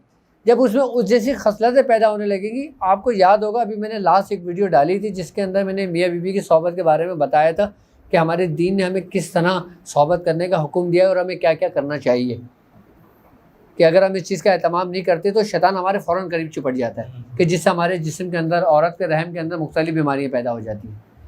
اب جب انسان ایک حرام کام کر رہا ہے اس میں وہ کیا کرے گا؟ حرام تو حرام ہی ہے نا، اب آپ کچھ بھی پڑھ کے کرو تو حرام ہی کہلائے گا وہ۔ تو وہ جو شیاطین ہوتے ہیں نا، پھر وہ انسان کے عضو تناسل کو اپنا کام مسکن بنا لیتے ہیں۔ جب وہ مسکن بنا لیتے ہیں نا تو اس چیز کو اتنا متاثر کر دیتے ہیں کہ وہاں سے پس اور خون آنے لگتا ہے۔ جب پس اور خون آنے لگتا ہے نا تو یہ انسان کو سوزاک کا مرض کہلاتا ہے۔ اچھا، یہ مرض اتنی آسانی سے ٹھیک بھی نہیں ہوتا۔ اچھا، اب جو چیز تم کو حلال قرار دے دی گئی ہے، لیکن ایک وقت میں تم کو منع کر دیا گیا ہے کہ جب عورت کی یہ حالت ہو تو اس کے قریب نہ جاؤ۔ ہمارے دین نے کہا ہے نا، اذان ہو جائے۔ ہاں، تو ہمارے دین نے، ہمارے اسلام نے جو ہم پر ہر چیز حلال کر دی گئی ہے اس نے بھی ایک حد باندھ دی ہے۔ اگر ہم حد سے تجاوز کرتے ہیں تو نقصان ہمارا ہی ہے۔ آئی بات سمجھ میں؟ اب جب ایک وقت ایسا آتا ہے کہ ہمیں حکم ہے کہ ہم اس وقت میں عورت کے قریب نہ جائیں، کیا اس وقت میں عورت کے قریب نہ جائیں، اور پھر ہم اس وقت میں عورت کے قریب جاتے ہیں تو یقیناً ہمارے اندر امراض ہی پیدا ہونا ہے، بیماریاں ہی پیدا ہونا ہے جو انہی صورت میں ہوتی ہیں۔ اب جو لوگ اس مرض میں ہو گئے مبتلا، انہوں نے توبہ کر لی، تائب ہو گئے، ان کے لیے سب سے بہترین نسخہ یہ ہے کہ بہروزہ آتا ہے، بہروزہ بازار سے بہروزہ لے لیں 100 گرام، اور اس کو جو نا مدبر کر لیں۔ بہروزہ آرام سے مل جاتا ہے، اس کو مدبر کر لیں، اس کے بعد اس کو صفوف بنا لیں، اس کو پیس لیں، ٹھیک ہے، اور 500 ملی گرام کی کیپسول بھر لیں اور ایک ایک کیپسول صبح شام کھانا شروع کر دیں۔ کیونکہ مقصد ان شیاطینی امراض نے ہمارے جسم کے اندر بیماری تو پیدا کر دی گئی ہے نا، اور جب بیماری پیدا کر دی گئی ہے اس جگہ کو متاثر تو کر دیا نا، اب وہ جگہ متاثر ہو گئی تو وہ یا تو آپ پھر زندگی بھر انجیکشن لگاتے پھرو گے، یا ایلوپیتھک ٹریٹمنٹ کراتے پھرو گے، یا پھر کوئی نہ کوئی ادھر ادھر بھٹکتے پھرو گے۔ یہ بیسیکلی شیاطینی مرض کہلاتا ہے، جو سمجھ لو کہ ایک طریقے سے اگر دیکھا جائے نا تو انسان کو ایک سزا ہے، کیونکہ جس چیز کو تمہیں منع کر دیا گیا ہے نا اس سے باز آ جاؤ، ورنہ اس کا نقصان تمہیں ہی ہے، اس کو کچھ نہیں ہے۔ لیکن اصل میں ہم لوگ ہی غافل ہو جاتے ہیں۔ اچھا، جادو اور زہر کے ذریعے کی گئی تو وہ اس کے لیے آزمائش ہوگی۔ جس کو نہیں پتا کہ میرے ساتھ ایسا ہوا ہے وہ اس کے لیے آزمائش ہے۔ اگر اس دوران اس کی موت واقع ہو جاتی ہے تو یہ بھی شہادت کا درجہ ہے۔ جس پہ جادو ہوا، آئی بات سمجھ میں، اور اس نے کوشش کی اس کو ختم کرنے کی، اور اس میں اگر اس کی موت واقع ہو جاتی ہے تو یہ بھی شہادت کا ایک درجہ ہے۔ بس ہمارے دین نے آپ کو، اگر آپ اس کے رستے پر ہوگے نا، آپ کو قدم قدم پہ نعمتیں ہیں آپ کے لیے، کیا قدم قدم پہ آپ کے لیے نعمتیں ہیں، آپ کے لیے رحمتیں، اگر آپ اس رستے پر ہوگے تو۔ اور اگر آپ اس رستے پہ نہیں ہوگے، نعمتیں تو ہوں گی لیکن آپ اس سے غافل ہوگے، وہ آپ تک نہیں پہنچیں گی۔ آپ تک کیسے پہنچیں گی؟ کہ جب آپ تائب ہوگے۔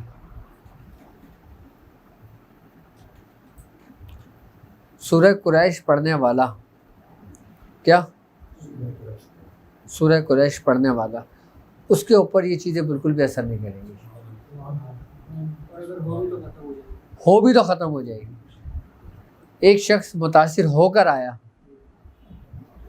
آئی بس سمجھ میں، وہ اگر سورہ قریش کو پڑھتا ہے تو وہ اس کے اپنے اندر صلاحیت کر جاتی ہے۔ اب سورہ قریش کی جو روحانیت ہوتی ہے نا، آئی بات سمجھے، وہ ہمارے اندر کی جو نگیٹیوٹی ہوتی ہے، ہمارے اندر جو شیاطینی اثرات موجود ہوتے ہیں، ہمارے اندر جو جادو موجود ہوتا ہے، وہ اس کو اپنے اندر سلب کرتی ہے۔ سورہ قریش اگر دیکھا جائے نا، سورہ قریش کی جو روحانیت ہے، یہ ایک ایسی ویکسین ہے، ایک ایسی مشین ہے جو آپ کے اندر آپ کی نگیٹیوٹی کو اور آپ کے اندر جادو و شیاطینی امراض کو جو نا سک کرتی ہے۔ حقیقت پوائنٹ کی بات بتائی کہ جب انسان گناہ کرتا ہے تو وہ شیطان بن جاتا ہے، بن جاتا ہے۔ تو جو ہم دیکھتے ہیں فرعون در قریب شد، ہاں اس طرح سے، تو فرعون تو انسان تھا، تو اس نے کیا یہ نیگیٹو حرکتیں کی تو اس کو شیطان بن گیا؟ یا بھائی دیکھو، ایک بات یاد رکھنا، انسان شیطان اس وقت بنتا ہے کہ جب اس کی خواہشات اس کی ضرورت سے زیادہ ہو جاتی ہیں، اس کے مقاصد اس کی ضرورت سے زیادہ ہو جاتے ہیں، اور ایسے مقاصد اس کے آ جاتے ہیں جو دین سے ٹکراتے ہیں۔ بھائی ایک مقاصد تو آپ کے لیے اور آپ کے سلسلے کے لیے اور آپ کے ساتھ چلنے والے لوگوں کے لیے بہتر ہو، اور ایک مقاصد جو ان کے لیے تو بہتر ہو لیکن اس کے مضر اثرات بھی پڑ رہے ہوں، تو اس سے کیسے بچا جائے؟ ہمارے اندر صرف ایک غرور اور ایک تکبر، کیا یہ ایک ایسی بیماری ہے، اگر یہ کسی کے اندر پیدا ہو جاتی ہے تو اس کا نکلنا بہت مشکل ہوتا ہے۔ کیا؟ غرور و تکبر۔ دیکھو، جس نے غرور و تکبر کیا، خدائی کا دعویٰ اسی نے کیا۔ کیا؟ جس کے اندر غرور و تکبر کا عنصر اپنی انتہا کو ہوگا نا، وہ کوئی نہ کوئی دعویٰ کرے گا۔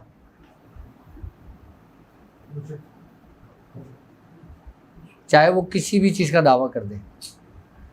اگر آپ کے اندر عاجزی اور انکساری ہوگی نا، آپ کبھی بھی دعویٰ نہیں کرو گے کسی بھی چیز کا۔ آپ اپنے ولی ہونے کا بھی دعویٰ نہیں کرو گے۔ کیا؟ ہاں، اگر آپ کے اندر عاجزی اور انکساری ہو۔ اب 2-4 لوگ، 8-10 50 ہزار لوگ آ جائیں، آپ کو چڑھا دیں اوپر اور آپ کے ہاتھ پہ چومنا شروع کر دیں، آپ کے اندر آٹومیٹکلی ایک کیفیت بن جائے گی۔ پہلے کیفیت بنتی ہے، غرور و تکبر بعد میں اندر آتا ہے۔ اس کیفیت کو آپ نے سنبھال لیا، آپ کامیاب ہو گئے۔ یہ شیطان کا آخری وار ہے۔ جب آپ شیطان کے سارے واروں سے بچ کے نکل جائیں گے نا، جب شیطان تمہارے آگے دنیا کو پیش کرے گا، دنیاوی کے مقاصد جب سامنے آئیں گی نا تمہارے، پھر تمہارے اندر ایک کیفیت ہوگی۔ جب وہ کیفیت ہوگی نا، شیطان اسی وقت پکڑے گا۔ آپ کو یاد ہے کہ سرکار غوث پاک کی زندگی کا ایک واقعہ تھا کہ جب آپ جنگل میں تھے تو ایک روشنی ہوئی اور اس نے کیا کہا کہ میں تیرا رب ہوں اور میں تیری عبادت سے تجھ سے راضی ہوا، جب میں نے تجھ کو نمازیں معاف کر دی۔ آپ نے کیا کرا تھا؟ آپ نے لاہور پڑھا۔ جب آپ نے لاہور پڑھا نا، تو شیطان روشنی ٹوٹ کے نیچے گری، وہ شیطان نیچے گرا۔ اس نے پتہ ہے کیا کہا تھا؟ اس نے کہا تھا، اے عبد القادر، تجھے تیرے علم نے بچا لیا۔ اصل وار یہ تھا، ہاں، کہ مجھے میرے رب نے بچایا ہے، کہ مجھے میرے رب کے فضل نے بچایا ہے، میرے علم نے نہیں بچایا مجھے۔ تو وہ کیا تھا؟ وہ سب کچھ کیفیت کی تھی۔ اب آج کل کے دور میں آپ دیکھ لو، ہم جس دور میں چل رہے ہیں، کہ آج کل اگر زیادہ کسی وقت کچھ ہو جاتا ہے تو پھر وہ کیا ہی شان ہے، ہاں، ماتھے پہ آگے آ جاتی ہے۔ ہاں، جبکہ جنہوں نے دنیاؤں پہ حکمرانی کی ہے، حضرت عمر فاروق رضی اللہ تعالیٰ عنہ کو دیکھ لیں آپ، ہیں، جب وہ وزیر آپ سے ملنے آیا تھا، آپ قبرستان میں لیٹے ہوئے تھے، آپ نے فرمایا میں امیر المومنین سے ملنے آیا ہوں، آپ نے کہا، فرمایا بولو میں ہی ہوں۔ اور آج ہمارا ایک ایم پی اے کو لے لو، ہیں، اب وہ پتہ نہیں نہاتا بھی خود ہوگا نہیں ہوگا، ہاں، تو یہ غرور و تکبر کی انتہا ہے.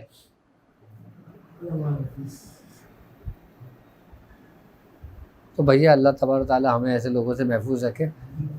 آمین. تم لوگوں نے پلاننگ کر لی کہاں ہیں یہ لوگ بیت یہ لوگ؟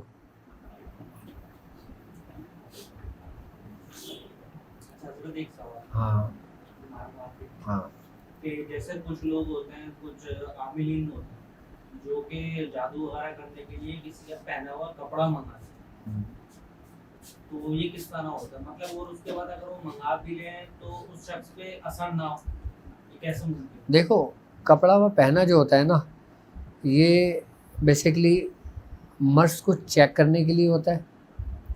اگر صحیح بندے کے ہاتھ میں یہ جائے تو یہ بہتر ہوتا ہے، اور اگر یہی چیز غلط ہاتھوں میں چلے جائے تو یہ نقصان دہ ہوتا ہے. اور اگر اس کے بعد بھی اثر نہ ہو؟ میں وہی سمجھا رہا ہوں. اگر آپ اس کو اپنے علاج و معالجے کے لیے کسی کے حوالے کرتے ہیں تو وہ اس پہ تصدیق کرتا ہے، اس کو چیک کرتا ہے. اس کو چیک کرنے کے بعد جو اس کے ساتھ جو شیاطینی یا جنات کے یا جادو کے معاملات ہوتے ہیں نا، تو وہ ان کپڑوں پہ اس کو حاضر کرتا ہے. کیوں؟ کیونکہ وہ اس کے جسم کا ایک حصہ ہوتا ہے. آپ کپڑے ایک مریض نے پہنے، اس کے ساتھ اس کے اٹیچ رہے، تو اس کا اثر جسم کا، اس جادو کا اثر اس کے کپڑوں پر بھی ہوگا، اس کے پہننے والی ٹوپی پر بھی ہوگا، چشمے پر بھی ہوگا، پین پر بھی ہوگا، ہر چیز پر ہوگا اس کا اثر. آپ کیا سمجھتے ہو جادو کا اثر صرف انسان پہ ہوتا ہے؟ انسان جو چیزیں استعمال کرتا ہے ان سے منسلک جو چیزیں ہوتی ہیں ان سب پہ جادو کا اثر ہوتا ہے، سحر کا اثر ہوتا ہے ان سب چیزوں پر. تو پھر جب انسان جب وہ کپڑا منگواتا ہے نا تو وہ ان چیزوں کو باقاعدہ طور پہ اس پہ منتقل کرتا ہے. منتقل کرنے کے بعد ان سے ختم کرتا ہے، اس کو جلا دیتا ہے اس کو. اور جو لوگ کپڑا پہنا ہوا منگاتے ہیں کہ جس کے اوپر کوئی چیز ایسی نہیں ہوتی، تو پھر وہ اس کپڑے کے ذریعے ہی اس کو نقصان پہنچانے کی کوشش کرتے ہیں، اس کے اوپر جادو منتقل کرتے ہیں. اچھا، اب ایک شخص نارمل ہے، ایک اچھی ہنسی خوشی زندگی بسر کر رہا ہے، اس پہ کوئی جادو نہیں ہے، کوئی کچھ نہیں ہے، اللہ کا نیک بندہ ہے، اپنے کام سے کام رکھتا ہے، سب کچھ کر رہا ہے. اب کوئی حاسدین ہے اس کے، اب اس کو نقصان پہنچاتے ہیں، اس کا پہنا ہوا کپڑا کوئی لے جاتے ہیں. تو کپڑا پہنا ہوا لے جاتے ہیں، اس کپڑے پہ اس کا اثر تو ہوگا، آئی بات سمجھ میں، لیکن اس کا ایک حد تک ہوگا، یعنی کہ ایک لمٹ تک ہوگا. کس کی وجہ سے؟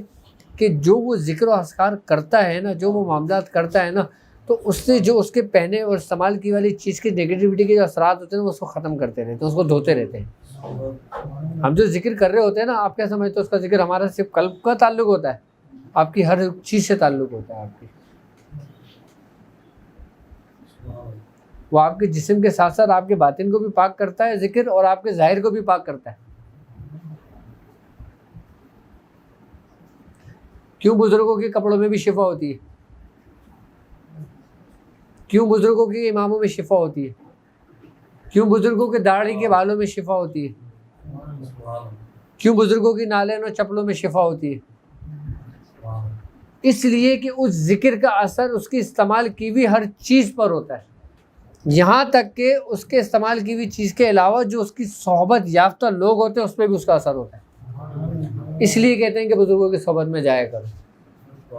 ذکر کرتا ہے نا، اس کی روحانیت، اس کی تجلیات تمام لوگوں پر یکساں پھیلتی ہیں. اور اسی طرح جو شیاطین جادوگر ہوتے ہیں، جو جادوگر کرتے ہیں، وہ ہر چیز اپنا اثر رکھتی ہے نا. ایک اللہ کا ذکر ہے وہ بھی اثر رکھے گا، اور ایک شیطان کا ذکر ہے وہ بھی اثر رکھے گا. اچھا، اثر اور تاثیر کیا؟ اثر اور تاثیر تمہاری توجہ کے حساب سے ہوگی. کس کے حساب سے ہوگی؟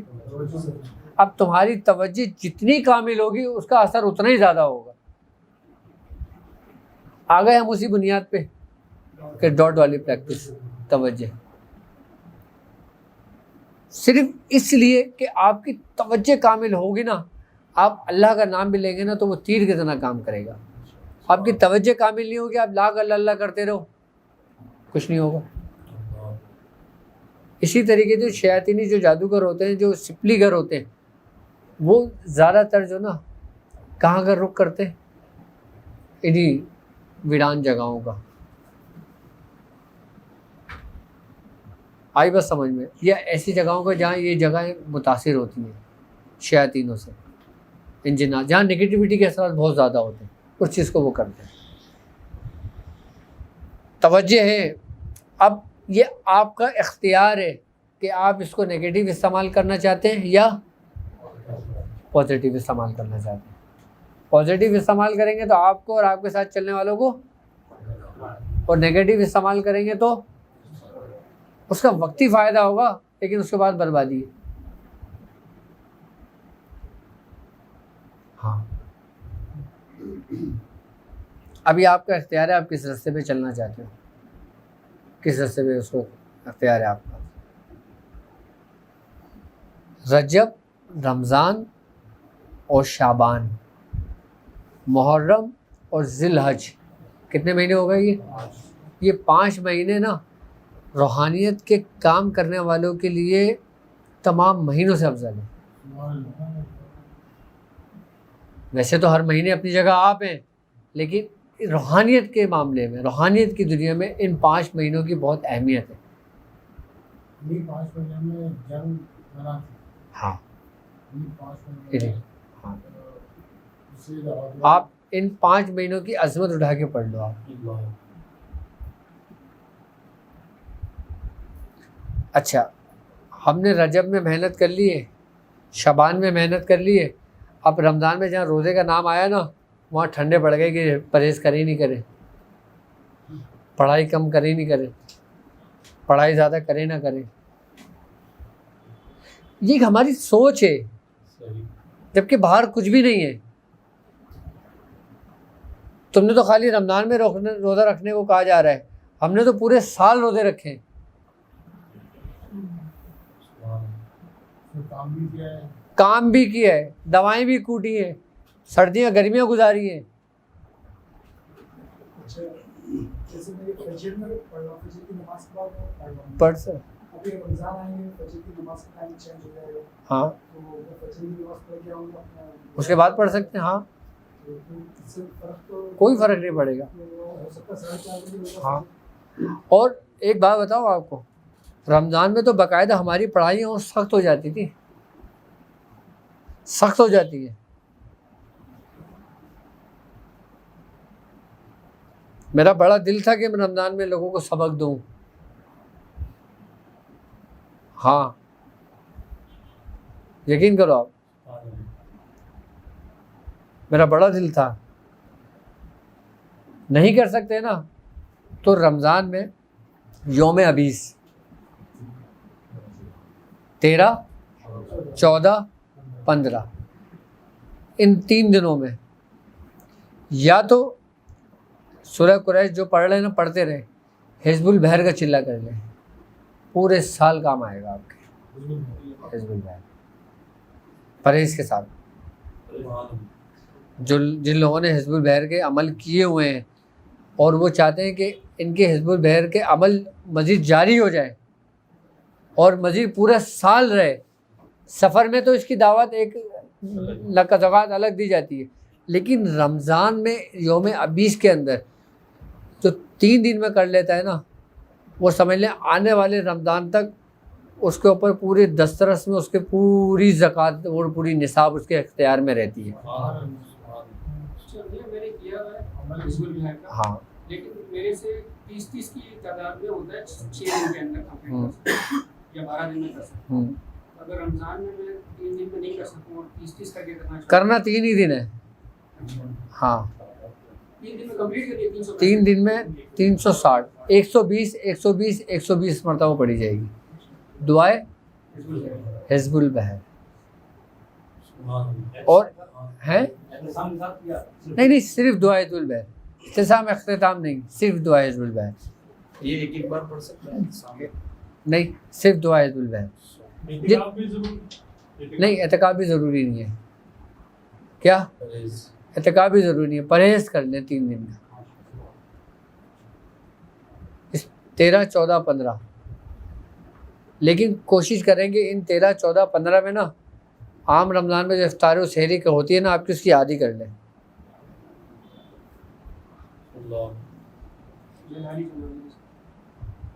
اس کی عادی کر لیں. 360 حزب البحر, جو لوگ حزب البحر کی زکوٰۃ ادا کرنا چاہتے ہیں وہ یوم 20 میں کر لیں. آپ دیکھ لینا اس 3 دن کرنے کے بعد آپ کے اندر کیا کیفیت ہوتی ہے. مسجد میں بیٹھ کر کرنا چاہیں مسجد میں کر لیں, مدرسے میں بیٹھ کے کرنا چاہیں مدرسے میں کر لیں, گھر میں بیٹھ کے کرنا چاہیں گھر میں کر لیں, صاحب مزار کے ساتھ بیٹھ کے کرنا چاہیں مزار پہ بیٹھ کے کر لیں. نشست اچھا بعض لوگ بھیا سفر پہ رہتا ہے 120 کو 3 نشست میں نہیں 120 کو ایک ہی نشست میں کریں گے.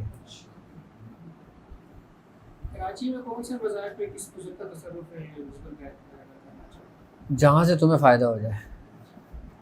ہاں میں حقیقت بتا رہا ہوں آپ کو یہ بات, جہاں سے تمہیں فائدہ ہو جائے وہی تمہارے لیے مزار ہے. یہیں بیٹھ کے پڑھ لو, یہیں اگر ہو جائے تو یہی مزار ہے. میں صحیح بتا رہا ہوں آپ کو. لوگ پوچھتے ہیں کہ کون سے مزار جائیں. ہاں تو بہتر کیا ہے کہ جہاں سے انسان کو فائدہ ہو جائے نا.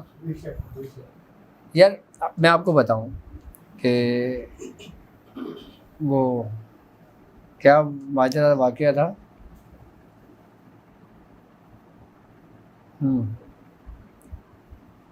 حضرت شیخ شہاب الدین سہروردی رحمۃ اللہ علیہ نے آپ نے سرکار غوث پاک کو مبارکباد دی حضور عید کی نہیں یہ تو واقعہ الگ تھا. ہاں وہ کسی بزرگ نے اس سے پوچھا کسی سے کہ حضور عید کب ہے, تو آپ نے کیا فرمایا کہ جب یار کا دیدار ہو جائے اسی دن عید ہے. جہاں پہ تمہیں فیض مل جائے, جہاں پہ تمہیں فائدہ ہو جائے وہی تمہارے لیے سب کچھ ہے. وہی تمہارا عید کا دن ہے, وہی تمہارے لیے مزار ہے, وہی تمہارے لیے بازار ہے, وہی تمہارے لیے سب کچھ ہے. دیکھو ہر چیز تمہاری نیت, تمہاری سوچ, تمہارے تصور, تمہارے عقیدے تمہارے اس سے ملنا ہے. باہر اگر تم کسی سے لینے کی کوشش کرو گے نا باہر تمہیں کوئی بھی نہیں دے گا. باہر اگر رکھا ہوا بھی ہوگا نا تو تمہیں نہیں دے گا کوئی اس وقت تک جب تک تمہارے اپنے اندر سے طلب نہ ہو. ہاں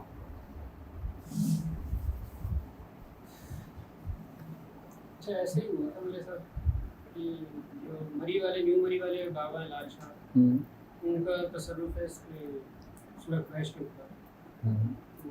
میں گیا تھا وہاں پہ, میرے پاس تھوڑے پیسے کم تھے تو میں کافی کلومیٹر پیدل چل کے گیا تھا ان کے باہر کے باہر پہنچا تو دیکھا کہ ایک بابا جی ہیں انگوٹ سی اور ویسی بیٹھے ہاتھ میں ایسے گلاس پکڑا اس میں چائے ہے.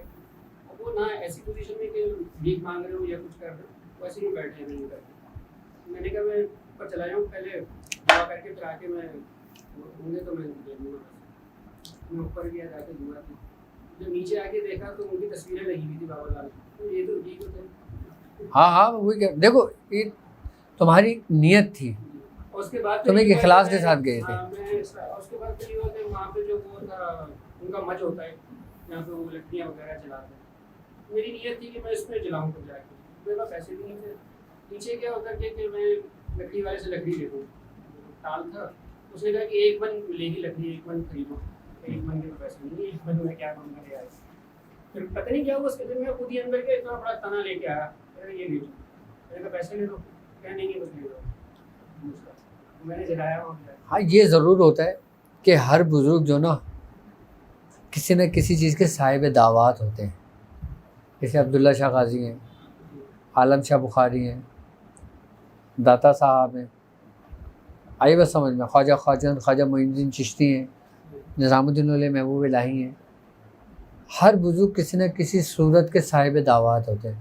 اب جو بزرگ جس صورت کے صاحب دعوات ہوتے ہیں نا اور پھر وہی چیز آپ ان کے مزار پہ کرو آپ کو زیادہ فائدہ ہوتا ہے, زیادہ فیض ہوتا ہے.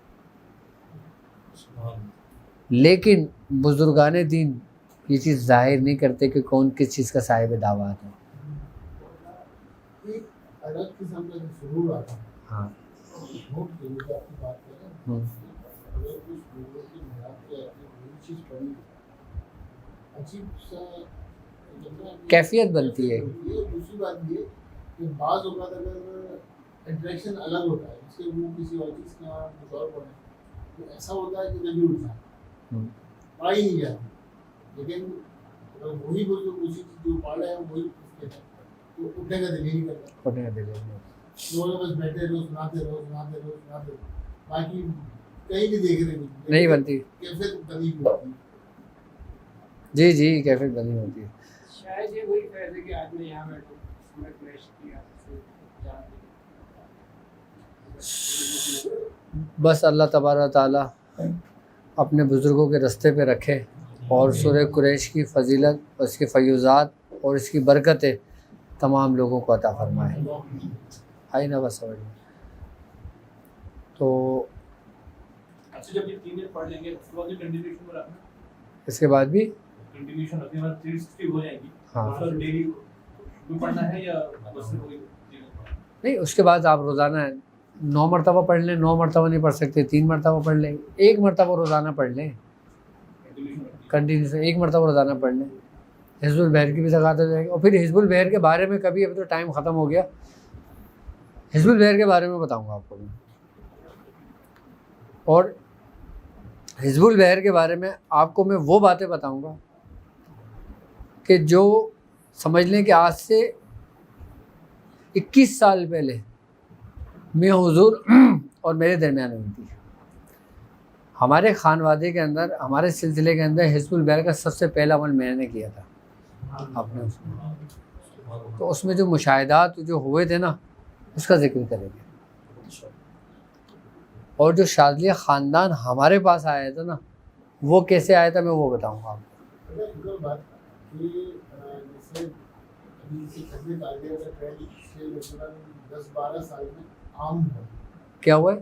خدمے قاعدے کا جس کی خدمے قاعدے پڑھا جائے، ہاں لیکن ایک پراپر نشست کے ساتھ، ہاں پراپر دن کو اس کے محنت سے ہر اتوار کو بعض مساجد میں خدمے قاعدے سے پڑھا جاتا ہے. اسی طریقے سے حزب البحر ختم دعا حزب البحر، ختم حزب البحر. کے بھی اعمال کرائی جاتے ہیں. سچ میں ہمارے جو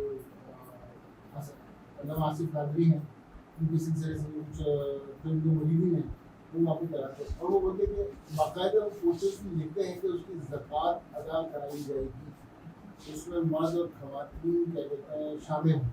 ٹھیک ہے، ایک بڑا مجمع ہوتا ہے اس کے اندر. وہ جس طریقے سے ہم اس میں زکوٰۃ ادا کرتے ہیں بہت ساری کنڈیشنز میں ہوتی ہیں. آپ بولتے ہیں کہ پرہیز بھی ہے، وقتی وقت کا تعین بھی ہے، ہر چیز کے جو اس کی جو قوانین ہیں آپ بتاتے ہیں کہ اس پہ عمل کرو تو زکوٰۃ ادا ہوگی. اور وہ وہاں پہ جو زکوٰۃ ادا ہوتی ہے وہ کیا ہوتی ہے؟ ہے کرائی جاتی ہے پابندی کے ساتھ، اہتمام کے ساتھ کراتے ہیں باقاعدہ. وہاں پہ بھی اسی طرح 120 پابندی کے ساتھ ہاں اسی سے تمام شرائط کے ساتھ کرائی جاتی ہے. اچھا. لیکن یہ بتاؤ ختم شاذلیہ کیا ہے؟ ختم شاذلیہ سنا ہے کبھی؟ ختم شاذلیہ کے بارے میں آپ کو بتا دوں. ختم قادریہ تو سب سمجھتے ہیں. ختم شاذلیہ لوگ کہتے ہیں کہ ہم کراتے ہیں، لیکن مجھے نہیں پتہ کہ ختم شاذلیہ کہ وہ لوگ کیسے کراتے ہیں، نہ میں نے کبھی ان کی محفل اٹینڈ کی. لیکن ختم شاذلیہ کے بارے میں جو میں نے اپنے بزرگوں سے سنا ہے، جو میں نے اپنے بزرگوں کو دیکھا ہے، یا جب میں نے ختم شاذلیہ کی ایک نشست کو اٹینڈ کیا تھا اس کے بعد مجھے نہیں ملی وہ. اور وہ ایسی تھی کہ میں اس کے بارے میں کبھی تفصیلی بتاؤں گا آپ کو کہ نہ تو وہ مجھے جگہ آج تک ملی، نہ وہ مجھے گھر ملا، نہ وہ مجھے لوگ ملے. لیکن وہ ختم شاذلیہ میں نے ایک دفعہ وہ محفل اٹینڈ کی تھی، ایک محفل کیا آیا تھا میں اس میں، اور وہ ہمارے قریب کی بات ہے یہاں پر. ہاں اس کے بعد وہ جگہ نہیں تھی. وہ ختم شاذلیہ کے بارے میں بزرگان دین فرماتے ہیں کہ ختم شاذلیہ کے اندر جو نا 40 مرد ہوتے ہیں، 41واں نہیں ہوگا، 39واں نہیں ہوگا، پورے 40 مرد چاہیے. اور ان 40 کی کچھ خاص چیزیں ہوتی ہیں جو ان کو تعلیم کی جاتی ہیں.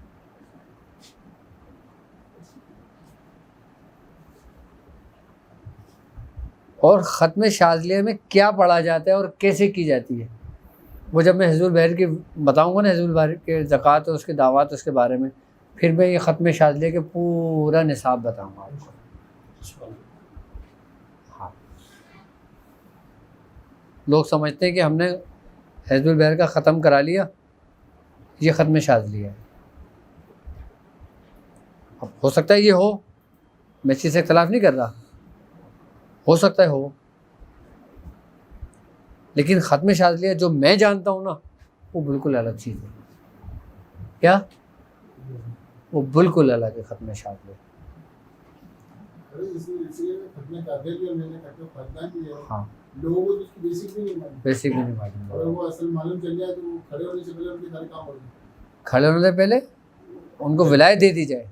اگر اس کی بیسک ہو اس کی جی اصل جو معلوم ہے جی کیونکہ وہ ابھی بھی سے ہمارے جو ایسا نہیں بولنا چاہیے لیکن چل رہا ہے. یہ بزرگوں کی توجہ سے چل رہا ہے, ان کی نظر سے چل رہا ہے, اور ان اسماء مبارک سے چل رہا ہے جن کا ذکر ہوتا ہے. اللہ ہی کا ذکر ہے نا, تو یہ اس کی برکتیں ہیں. اس کی برکتیں تو سب کو ملتی ہیں. اب نماز ہے, سبھی لوگ پڑھ لیں, سب پڑھتے ہیں. اب کس کی قبول ہوتی ہے کس کی قبول نہیں ہوتی, یہ تمہارا اور تمہارے رب کا معاملہ ہے. لیکن تم صحیح کی کوشش کر سکتے ہو, بہتر سے بہتر کرنے کی کوشش کر سکتے ہو بس. اچھا تم لوگوں نے اپنے بندے چن لیے. اچھا رمضان میں ہم لوگ یہاں پہ افطار کا اہتمام کرایا ہے, ٹھیک ہے. اب افطار کا اہتمام ہم نے یہ کرایا ہے کہ یکم رمضان سے لے کے چاند رات تک کبھی ہم یہاں پہ افطار کروائیں گے, کبھی جگہیں چینج کر کر کے افطار کروائیں گے. اچھا آپ لوگوں میں تو جو یہاں کے لوگ ہوں نا, جو ڈیوٹی دے سکتے ہوں, وہ یہاں پہ پیکنگ کروانا, لے کے جانا اور بٹوانا, صرف یہ کام ہے. اس کے اندر اپنے نام ان لوگوں کو لکھوا دینا, کیونکہ اب ظاہر سی بات ہے ہر بندہ پورے مہینے کے لیے بانڈ تو نہیں ہو سکتا. 2-3 دن تم کر لو, 2-3 دن یہ کر لیں, 2-3 دن یہ کر لیں, 2-3 دن یہ کر لیں, 2-3 دن یہ کر لیں. اس طریقے سے پورا مہینہ گزر جائے گا. آپ لوگوں نے کرنا کچھ بھی نہیں ہوگا, صرف یہاں پہ جو سامان آئے گا وہ سامان ہم پیک کریں گے. سامان پیک کرنے کے بعد باکس بنائیں گے, افطار کا ٹائم ہوگا لوگوں میں تقسیم کر دیں گے. اور ہر اتوار کو ہماری یہاں کلاس ہوگی, آئی بس سمجھ میں, نشست ہوگی, اور باقی یہاں پہ افطار لگ جائے گا. مغرب ہوگی, ہم لوگ یہیں افطار کر لیں گے سب بیٹھ کے.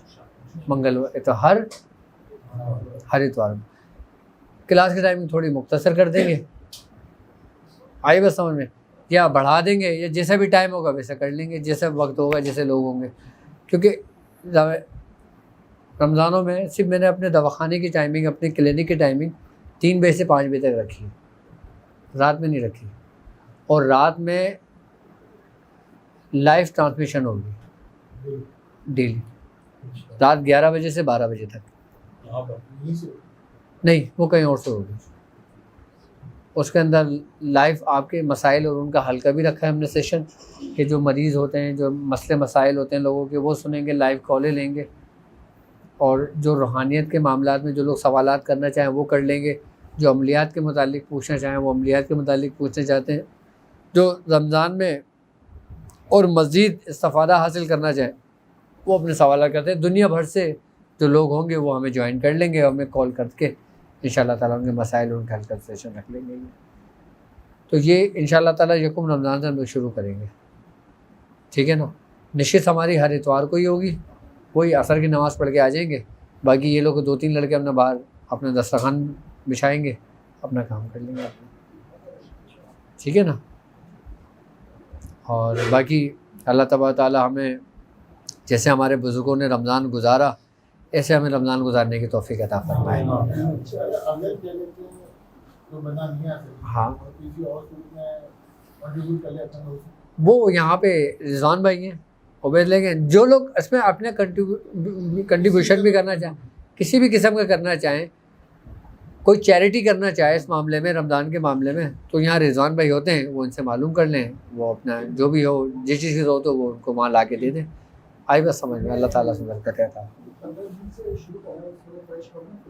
ہاں پڑھنے کے بعد جو نا تھوڑی دیر بعد مجھے طبیعت خراب ہو جاتی ہے, بخار آ جاتا ہے, اس کی کیا وجہ ہے؟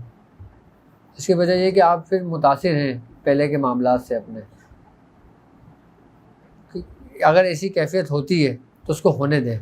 آپ پانی لیں, مٹی کا جو کنڈا ہوتا ہے نا, مٹی کا کنڈا, وہ پانی اپنے پاس رکھ لیں. آپ سورہ قریش پڑھنا شروع کریں. جب ایسی کیفیت ہو نا, آپ ہاتھ اس کنڈے کے اندر ڈالیں, اپنے ہاتھ مس کے پورے جسم پہ پورے پانی پہ ہاتھ پھیرتے ہیں, ان کو کیفیت نارمل ہو جائے گی. آپ سردی سے بخار آ رہا ہے, وہ کوئی مسئلہ نہیں ہے, وہ کوئی ایشو نہیں ہے. کنٹینیو رکھیں اس کو, پڑھیں ان شاء اللہ صحیح ہو جائے گا. یہ مطلب یہ پڑھتے وقت کبھی کبھار ایسا ہوتا ہے کہ روم پہ کھڑے ہونے لگ جاتے ہیں مسلسل, اور کبھی جیسے اگر ہم بغیر زبان ہلائے پڑھیں، جیسے تصورات میں، خیالات میں اس کو اپنے لکھتے ہوئے پڑھیں دل سے، تو مطلب اگر ہم 20 یا 21 دفعہ ہی پڑھتے ہیں تو ایک عجیب سی کیفیت ہو جاتی ہے، مطلب کہ ایک طرح سے جیسے کہتے ہیں تعلق ٹوٹنا، کوئی کچھ بھی بولتا رہے ہوش ہی نہیں ہوتا، اور ہم زبان سے جتنی دفعہ پڑھ لیں وہ کیفیت نہیں ہوتی. لیکن اگر خیالات سے اس کو پڑھیں کہ وہ باقاعدہ ہم لکھ رہے ہیں خیالات سے. دیکھو جو کام ہم توجہ کے ساتھ کرتے ہیں نا اس کا فائدہ ہمیں نارمل روٹین سے 10 گنا زیادہ ہوتا ہے. کیوں؟ ہمیں قرآن میں اللہ رب العزت فرماتا ہے کہ اور نشانیاں ہیں ان لوگوں کے لیے جو غور و فکر کرتے ہیں. آئی بس سمجھ میں؟ کوئی کام اگر ہم توجہ کے ساتھ کرتے ہیں، دل جمی کے ساتھ کرتے ہیں، ایک شوق اور ایک جنون کے ساتھ کرتے ہیں نا، اس کی کیفیت ہی الگ بنتی ہے. اور ایک کام ہم صرف بوجھ اتارنے کے لیے کرتے ہیں تو اس کا ہمیں سوا ثواب کے کوئی فائدہ نہیں ہوتا. وہ ایک پریکٹیکل میرے اپنے ساتھ خود ہاں کہ جیسے میں بائک پہ آفس سے گھر آتے ہوئے پڑھنا اسٹارٹ کرتا ہوں تو مطلب ایک رانگ ٹیک کھڑے ہوئے ہوتے ہیں راستے کیفیت ہوتی پر، اور جیسے کچھ دنوں سے اگر میں خیالات سے پڑھ لوں زبان بند کر کے تو ایک الگ ہی وہ ہے. مطلب وہ اگر میں زبان سے 5,000 دفعہ بھی پڑھ دوں نا وہ چیز نہیں ہے جو 20-21 دفعہ کے اندر پیدا ہو رہی ہے. توجہ کے ساتھ کرنے میں فائدہ ہے. اور سب سے بڑی بات یہ ہوتی ہے کہ یہ اجازت کی برکت ہوتی ہے.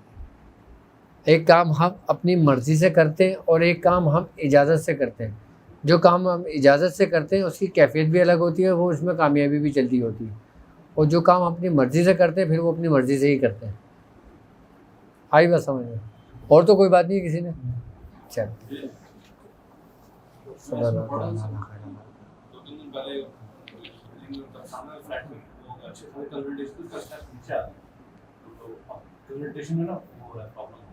ڈاٹ کی پریکٹس میں توجہ کرو، انشاءاللہ صحیح ہو جائے گا. ہاں that's it. سبحان اللہ باہر غم یار تو ہی، سبحان اللہ باہر کشائی شکار تو ہی، سبحان اللہ بحرمت کن فیکن، سبحان اللہ مراد من حاصل کن. اے خالق ہر بلندی و پستی، چیز تابقن ز ہستی، علم و عمل فراق دستی، ایمان و عما تندرستی. یا الہ العالمین، یا الہ العالمین، یا الہ العالمین، یا الہ العالمین. ذکر و اذکار کیا گیا ہے، تیرے دوستوں کا ذکر کیا گیا ہے، اس میں کوئی غلطی کوتاہی ہو گئی ہو تو اپنے رحم و کرم اپنے فضل سے معاف فرما. یا الہ العالمین ہمیں اس پہ عمل کرنے کی توفیق عطا فرما. یا الہ العالمین ہمیں اپنے بزرگوں کے راستے پہ چلنے کی توفیق عطا فرما.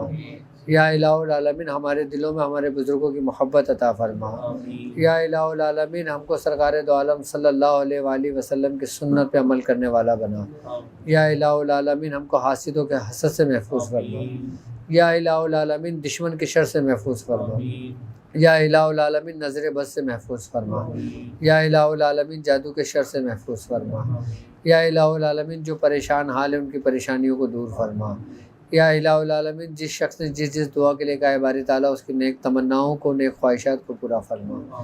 یا الہ العالمین جو بیمار ہیں انہیں صحت تندرستی عطا فرما. یا الہ العالمین ہمیں رمضان کی برکت عطا فرما. یا الہ العالمین ہمیں رمضان میں فیضات، برکتیں اور رحمت عطا فرما. یا الہ العالمین رمضان کے طفیل ہمارے گھر میں جو بیمار ہیں انہیں صحت تندرستی عطا فرما. سبحان ربک رب العزت عما یصفون والسلام علی المرسلین والحمد للہ رب العالمین. برک لا الہ الا اللہ، لا الہ الا اللہ، لا الہ الا اللہ محمد رسول اللہ صلی اللہ علیہ وسلم.